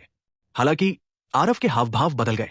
बिज्जदेव के हाथ में तलवार भी वास्तव में एक दिव्य कलाकृति थी। तुम बहुत हैरान लग रहे हो कि मेरे हाथों में एक दिव्य कलाकृति है, बिज्जदेव ने एक मुस्कान के साथ कहा, जो मुस्कान नहीं थी। धड़क, दोनों लोगों की सार ऊर्जा बह गई, एक दूसरे से अलग हो गए। ब्लड सोल तीनों ने राहत की लंबी सांस ली, खुद को भाग्यशाली महसूस करते हुए कि वे एक आपदा से बच गए। बचाव के लिए भगवान पवित्र शैतान पुत्र का बहुत बहुत धन्यवाद। ये अधीनस्थ, अक्षम और निराश है भगवान शैतान पुत्र। ब्लड सोल के पसीने छूट गए और उसने मुट्ठियां भींच कर कहा। बिज्जदेव ने ठंडी सांस ली और कहा, अगर ऐसा ना होता तो तुम लोगों का अभी भी थोड़ा बहुत उपयोग होता। क्या तुम्हें लगता है कि ये कुर्सी तुम सबको बचा लेगी? ये निकम्मे लोग उसे जरा भी नुकसान नहीं पहुंचा सकते। बिज्जदेव ने कई आकस्मिक योजनाएं तैयार की थी और यहां तक सोचा था कि वो आरव को गंभीर रूप से घायल कर सकते हैं। कौन जानता था कि आरव को कुछ तुरुप के पत्ते दिखाने के अलावा उसने आरव को ज्यादा नुकसान नहीं पहुंचाया। ब्लड सोल और बाकी लोगों ने खंडन करने की हिम्मत नहीं की, जल्दी से पीछे हट गए। पवित्र शैतान पुत्र के कार्रवाई करने के बाद स्वाभाविक रूप से अब उनकी कोई जरूरत नहीं थी। इसके अलावा ब्लड सोल को यह जानकर आश्चर्य हुआ कि वे इस युद्ध में बिल्कुल भी दखल नहीं दे सकते। आरव के लिए उन्हें मिटा देना बहुत आसान था। आरव के सामने अमर शरीर बस एक मजाक था। बिज्जदेव ने अपने हाथ में दिव्य तलवार से खेलते हुए मनोरंजन के भाव से कहा, उस समय शैतान मास्टर के हाथों मारे गए देवता क्षेत्र के शक्तिशाली लोगों की गिनती करना मुश्किल था। बस एक दिव्य तलवार, इतना बड़ा बखेड़ा खड़ा करने की कोई जरूरत नहीं थी। आरव की नजरें गंभीर हो गई और उसने मुंह खोलकर कहा, जिस शैतान मास्टर की तुम बात कर रहे हो, क्या वह सर्वोच्च गुरुओं में से एक हो सकता है? कानुओं? बिज्जदेव मुस्कुराए और बोले, लगता है तुम काफी कुछ जानते हो। बस पवित्र मां शैतानी फूल पहले ही अस्तित्व में आ चुकी है। हालांकि वो दिव्य तलवार से गंभीर रूप से घायल हो गई थी, लेकिन जब तक वो ठीक होकर भगवान शैतान मास्टर से हाथ मिला लेती है, क्या तुम्हें लगता है कि अभी तुम्हारे पास कोई उम्मीद है? आरव ने उसे एक बहुत ही अर्थपूर्ण नजर से देखा और कहा, क्या तुम मुझे फंसा रहे हो? बिज्जदेव का इनकार करने का कोई इरादा नहीं था। उन्होंने कहा, कनिष्ठ भाई, तुम एक चतुर व्यक्ति हो और तुम्हें यह समझना चाहिए कि एक सुंदर पक्षी किस पेड़ पर बैठकर आराम करता है। एक युद्ध जिसमें जीत की कोई उम्मीद नहीं है, तुम्हें एक मुश्किल काम क्यों करना है जो तुम्हारी पहुंच से बाहर है? मुझे समझने के बाद क्या तुम्हें नहीं लगता कि ये शब्द कहना कुछ हद तक अपनी सांसें बर्बाद करना है? क्या तुम्हें लगता है कि मैं मान जाऊंगा? आरव ने मजाकिया अंदाज में हंसते हुए कहा। बिज्जदेव ने कहा, समय बदल गया है। चूंकि आपने स्वयं पवित्र मां शैतान फूल को अस्तित्व में आते देखा है, इसलिए मुझे लगता है कि आपको यह जान लेना चाहिए कि आपकी जीत की कोई संभावना नहीं है। उस समय परम स्वर्ग के साथ कई मूल देवता क्षेत्र की शक्ति उसकी सहायता कर रही थी, लेकिन आपके अलावा और कौन है? देवता क्षेत्र के अस्तित्व के बिना शैतान गुरु कानुओं और पवित्र मां शैतान फूल और भी अधिक अपराजय है। शैतान देवता इंद्रानुज भी है। ये सुनकर आरव की भौहें अनायास ही सिकुड़ गई। विजयदेव ने जब देखा तो उन्होंने आगे कहा, दरअसल उन दिनों आपके और गुरु के साथ मैं भी बहुत खुश था, लेकिन मुझे खुद पर कोई नियंत्रण नहीं था। राक्षस जाति का अस्तित्व क्रम नश्वर राजा की अपनी प्रजा के लिए एक विचार जैसा है। जीने का विचार, मरने का विचार। इसके बारे में बात करते हुए शायद आपको विश्वास न हो। शैतान मास्टर ने मेरी दिव्य आत्मा को एक मानव की दिव्य आत्मा में बंद कर दिया, इसलिए आप सभी इसे पहचान नहीं पाए। लेकिन इतने सालों से मैं पहले से ही मानव आत्मा द्वारा क्षरित हो चुका हूं। कोई कह सकता है कि मैं अभी आधा राक्षस आधा मानव सन की हूं। गुरु रुद्रदेव की घटना के बारे में मैं केवल इतना कह सकता हूं कि मुझे बहुत खेद है। आपको पता होना चाहिए, स्वर्ग के आदेश के पुत्र का अंतिम भाग्य मृत्यु है। परम स्वर्ग ऐसा ही था। हरीश 50,000 वर्ष भी इसी तरह थे। पुण्य कर्मों और महान उपलब्धियों के मामले में मानव जाति के इतिहास में स्वर्ग के आदेश के पुत्रों का मुकाबला कौन कर सकता है। लेकिन आप एक नजर डालें, स्वर्ग के पुत्रों के आदेश के बारे में आप जानते हैं, और कौन है? विजयदेव के शब्द किसी के भी दिल को छू जाते हैं। वो इस बारे में बात कर रहा था जब तक कि आरव एक पल के लिए हिचकिचाया नहीं। उसने ऐसी बातें नहीं कही जैसे दिव्य क्षेत्र पर किसी का प्रभुत्व हो, केवल वही सर्वोच्च है इत्यादि, क्योंकि वो जानता था कि आरव को इसमें कोई दिलचस्पी नहीं है। भावनाओं के साथ चलना, तर्क के साथ समझना आरव को अपने साथ जोड़ने का सबसे अच्छा तरीका था। हालांकि अंतरिक्ष मीनार के अंदर राबेश डी कुछ घबरा गया जब उसने आरव का डगमगाता रूप देखा। आरव, इस शैतान जाति पर भरोसा नहीं करना चाहिए। ये विजयदेव शैतानी और बेहद महत्वाकांक्षी है। तुम्हें इसकी चालों में नहीं फंसना चाहिए। राबेश डी ने चिंतित होकर कहा, कनिष्ठ भाई, हम 500 वर्षों तक सहशिष्य रहे। ये 500 वर्ष मेरे लिए, इस अर्धमानव अर्धराक्षस संकी के लिए सचमुच मेरे हृदय को गर्म कर गए। लेकिन कानुओं, जिस दिन मैं पैदा हुआ उसी दिन उसने मुझे बंद कर दिया था और मेरा रूप इतना विचित्र हो गया था। मैं तुम्हें एक रहस्य बता सकता हूं। अब जबकि दिव्य क्षेत्र का स्वर्गीय दांव गायब है, कानुओं की उसमें रुचि पहले ही समाप्त हो चुकी है। उसे जीतने के बाद वो अभी भी उस स्थान पर लौटने का कोई रास्ता सोचना चाहता है जहां से वो आया था। उस समय हम दिव्य क्षेत्र में व्यवस्था पुनः स्थापित करेंगे और वर्तमान स्थिति को बनाए रखेंगे। क्या ये अच्छा नहीं है? विजयदेव ने कुशलता से आगे कहा। यह सुनते हुए राबेश दे और भी घबरा गए और बोले, आरव, उसके झूठ पर ध्यान मत दो। तुम इस युवा गुरु के लिए अपना मुंह बंद रखो। आरव अचानक चिल्लाया। यह सुनकर विजयदेव ठिठक गए, लेकिन फिर उन्होंने देखा कि आरव ने अंतरिक्ष मीनार निकाली और लापरवाही से कई मंत्र फूंक दिए। रबेश डी की आवाज अब बाहर नहीं जा सकी। जब अंदर बैठे रबेश डी ने यह स्थिति देखी तो वो और भी घबरा गए, जैसे गर्म तवे पर चींटी। लेकिन आरव ने अब तक अंतरिक्ष मीनार को पूरी तरह से अपने वश में कर लिया था।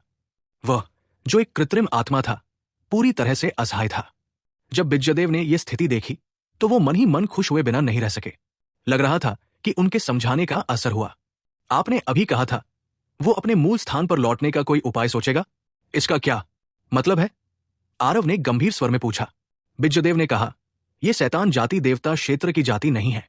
जहां तक उनके आने का सवाल है, मुझे बहुत अफसोस है, मुझे भी नहीं पता।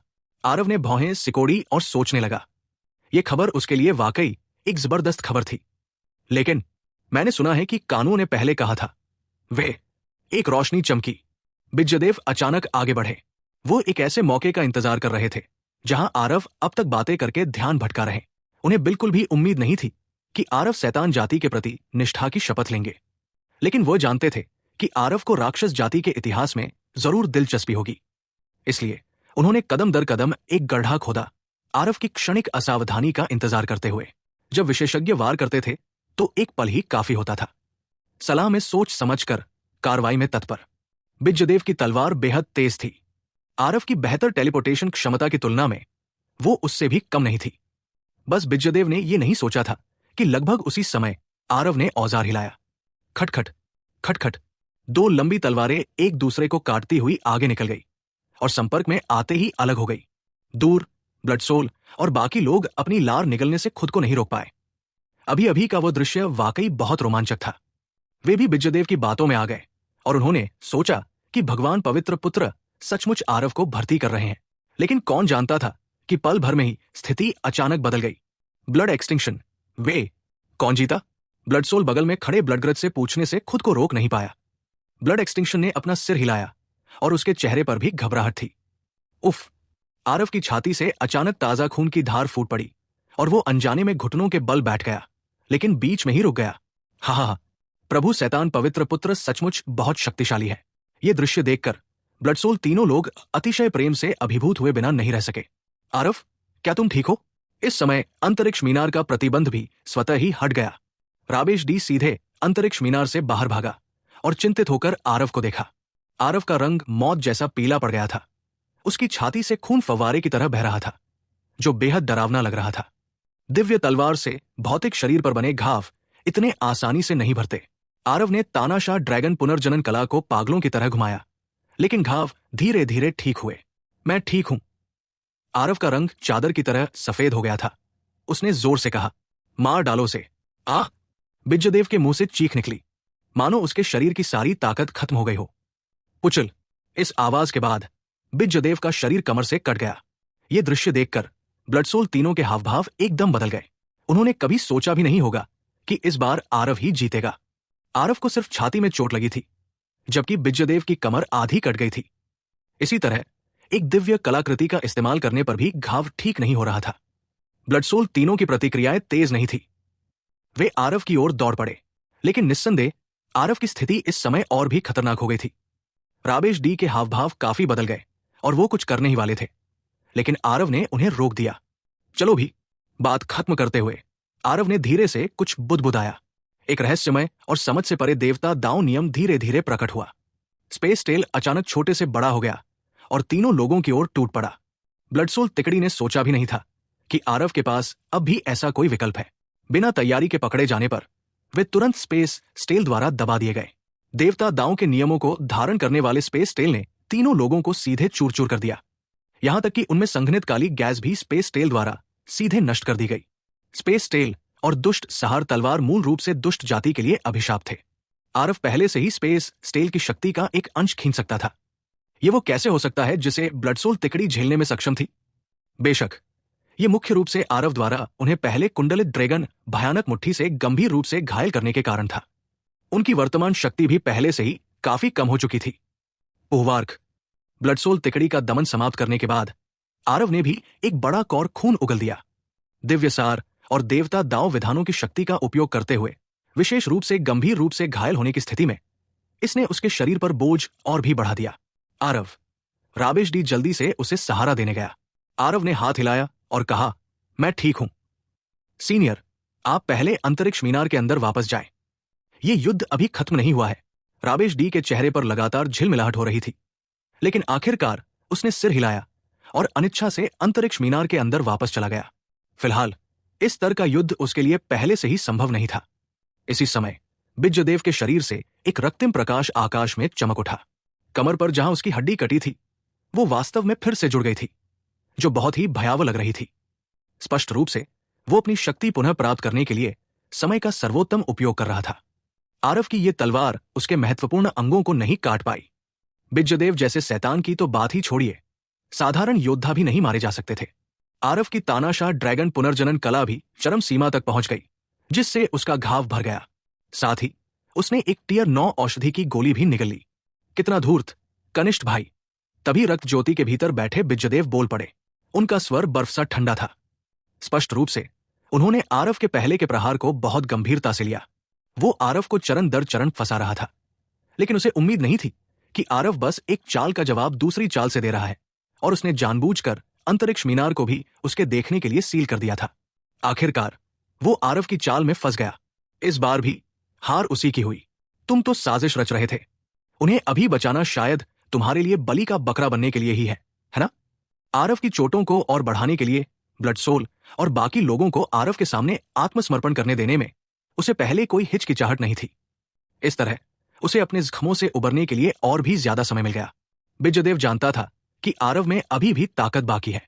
अगर आरव गंभीर रूप से घायल होने से पीछे नहीं हटता और सीधे उसे मारने नहीं आता, तो उसके पास बदला लेने के लिए ताकत ही नहीं बचती। बस कुछ बेकार लोग। मेरे लिए मरना ही उनकी शान है। बिज्जदेव ने बिना किसी परवाह के कहा, तुम सचमुच मौत के लायक हो। हाँ मेरे छोटे भाई, आज तो इस मुकाम पर पहुंच ही गए। क्या तुम अभी मुझे नहीं समझते?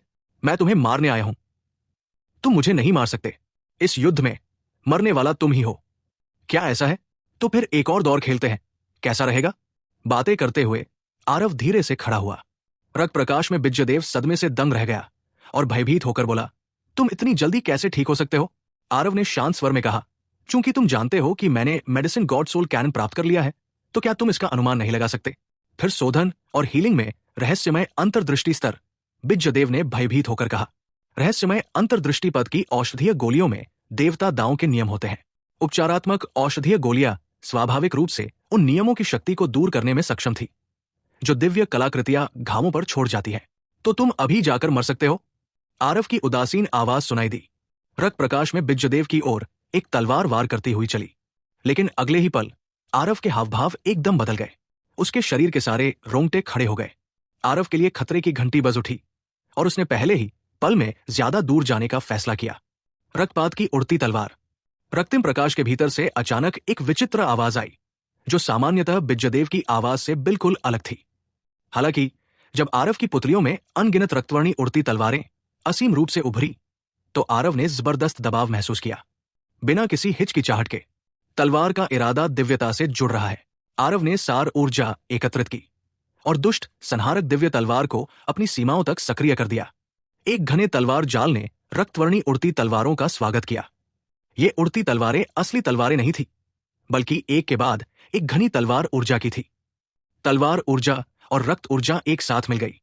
पू पू पू। पहले वार में आरव के मुंह से लगभग खून निकल आया।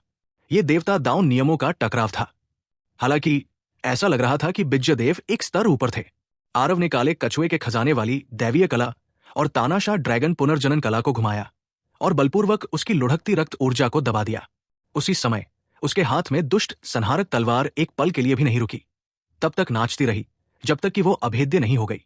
एक पल के लिए ऐसा लगा जैसे आरव की छाती पर अनगिनत भारी हथौड़ों से प्रहार हुआ हो। पहले के घाव तुरंत नहीं भरे। इन अनगिनत रक्त तलवारों के प्रहारों से उसका घाव एक बार फिर फट गया। पुहवार्क। आखिरकार आरव ने रक्त तलवारों की इस लहर का सामना किया, लेकिन उसके शरीर पर लगी चोटें कई गुना बढ़ गई। आरव के सफेद लंबे वस्त्र पर काले लाल रक्त के धब्बे पहले से ही लगे हुए थे।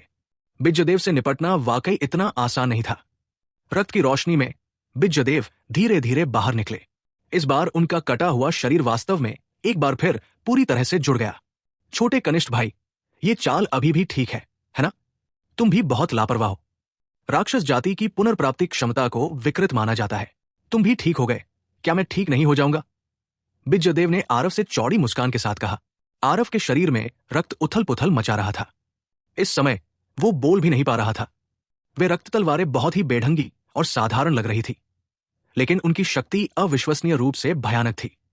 दुष्ट संहारक दिव्य तलवार, जिसे उसने दिव्य सार के साथ इस्तेमाल किया था, वास्तव में कानूनों की शक्ति के प्रभाव को रोक पाने में असमर्थ थी। अरे, प्रतिभाओं की बात करें तो इस दुनिया में सिर्फ तुम ही नहीं हो। इन कुछ सालों में तुम्हारा बड़ा भाई, मैं, आलस्य में नहीं बैठा था। इस रक्तपात वाली उड़ती तलवार ने राक्षस जाति के उत्कृष्ट रक्तदांव और मानव जाति के तलवार दांव का सम्मिश्रण कर दिया है। शक्ति के मामले में ये 10 महान दिव्य राजाओं उस तरह के शक्तिशाली लोगों की तुलना में पहले से ही कमजोर नहीं है। बिज्जदेव ने मंद मुस्कान के साथ कहा। आरव को लगा कि ये रक्त तलवारें तोप के गोलों जैसी थी। अगर उसने अपनी पूरी ताकत लगा दी, तब भी उसे गंभीर चोटें आई। आरव की रक्षात्मक शक्ति के साथ यह बिल्कुल अकल्पनीय था।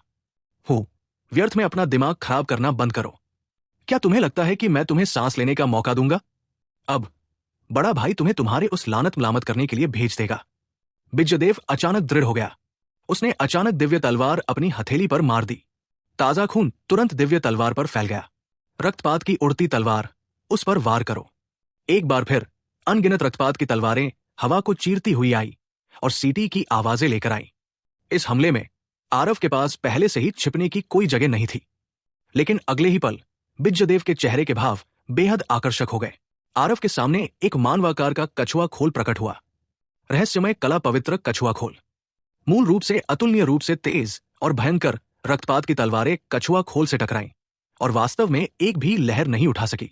बिज्जदेव की आंखें चौड़े घेरे की तरह घूर रही थी, लेकिन उन्होंने अपनी आंखों के सामने जो कुछ भी देखा उस पर विश्वास करने से इनकार कर दिया।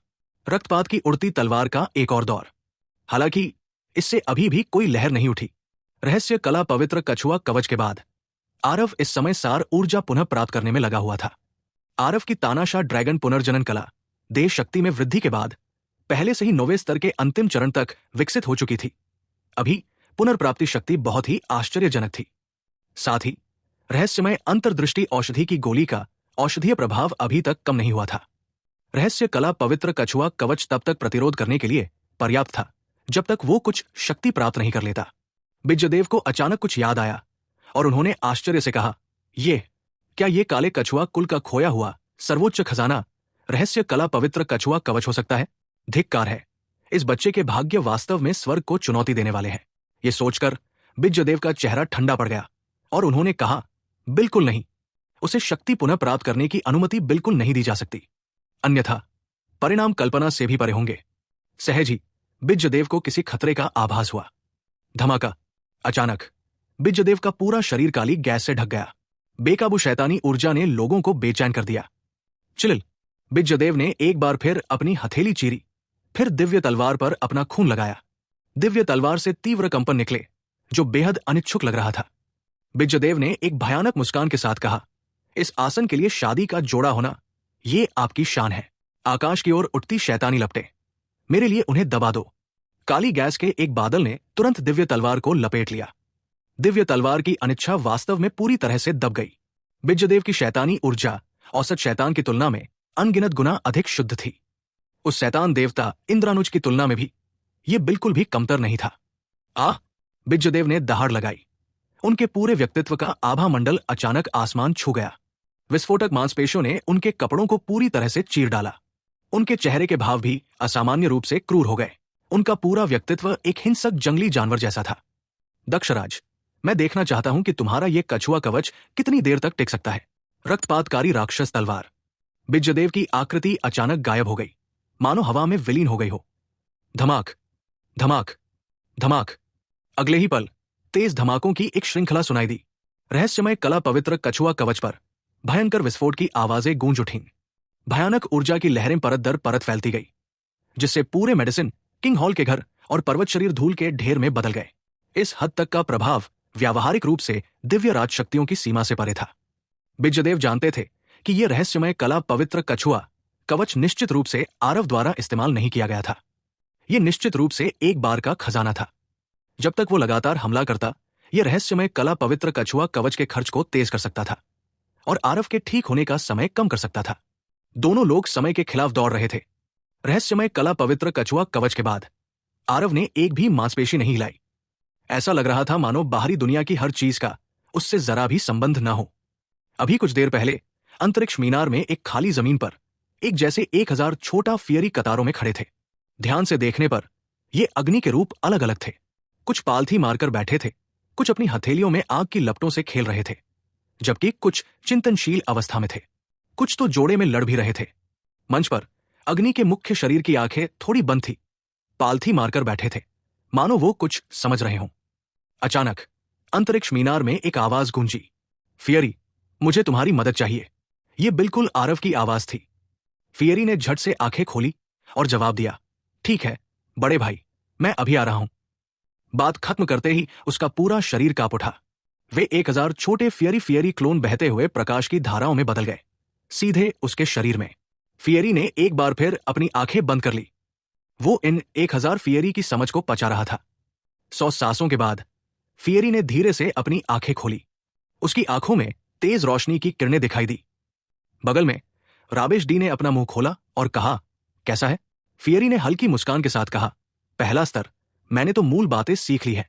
राबेश डी का पूरा शरीर कांप उठा और उसने आश्चर्य से कहा, इतनी जल्दी?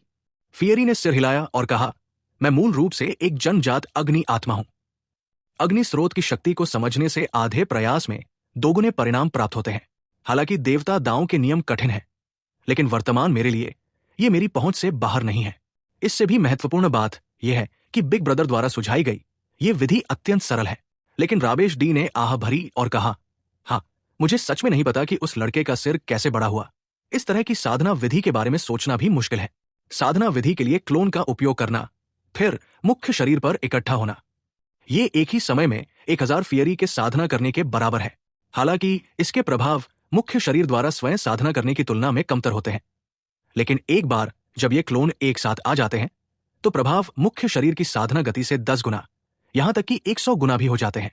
जब आरव ने वहां तेनाली से स्पिरिट ब्रिस्टल 9 यांग दिव्य कला प्राप्त की तो अचानक उसके दिमाग में एक अजीब विचार आया और उसने इस साधना पद्धति को फियरी को सिखा दिया। सार अग्निया प्रारंभ में स्वर्ग और पृथ्वी से उत्पन्न हुई थी और चंदन ज्वाला कमल भी एक स्वर्ग और पृथ्वी का आध्यात्मिक पौधा था। फियरी के वर्तमान साधना क्षेत्र में स्पिरिट ब्रिस्टल 9 यांग दिव्य कला को समझना वास्तव में एक जबरदस्त गति से आगे बढ़ रहा था। इस समय तक फियरी स्पिरिट ब्रिस्टल 9 यांग दिव्य कला के देवता दाओ अध्याय के प्रथम स्तर की मूल बातें पहले ही सीख चुका था। शक्ति के मामले में वो सामान्य शिखर शून्य रहस्यवादी की तुलना में पहले से ही बहुत अधिक शक्तिशाली था। बड़े भाई वास्तव में एक विलक्षण प्रतिभा है। वरिष्ठ, मैं बड़े भाई की मदद करने जा रहा हूं, फियरी ने राबेश डी से कहा। धमाका धमाका धमाका। बिज्जदेव एक निरंतर युद्ध मशीन की तरह थे जो रहस्यवादी कला पवित्र कछुआ कवच पर बमबारी करने के लिए अतुलनीय रूप से शक्तिशाली आक्रामक शक्ति का उपयोग कर रहे थे। उनके अथक प्रयासों से रहस्य कला पवित्र कछुआ शैल के कंपन और भी प्रबल होते गए। अंततः एक धमाके के साथ रहस्य कला पवित्र कछुआ शैल उसके प्रचंड बल का सामना नहीं कर सका और उड़कर उड़ गया। दक्षराज, तुम्हारा विनाश का समय आ गया है। यह दृश्य देखकर बिज्जदेव उत्साह से चिल्लाए। लेकिन ठीक इसी समय आरव के बगल में अचानक एक और आकृति प्रकट हुई। ऐसा लग रहा था जैसे दोनों आकृतियों ने पहले से ही परामर्श कर लिया हो। उनकी गतिविधियां लगभग एक साथ थी।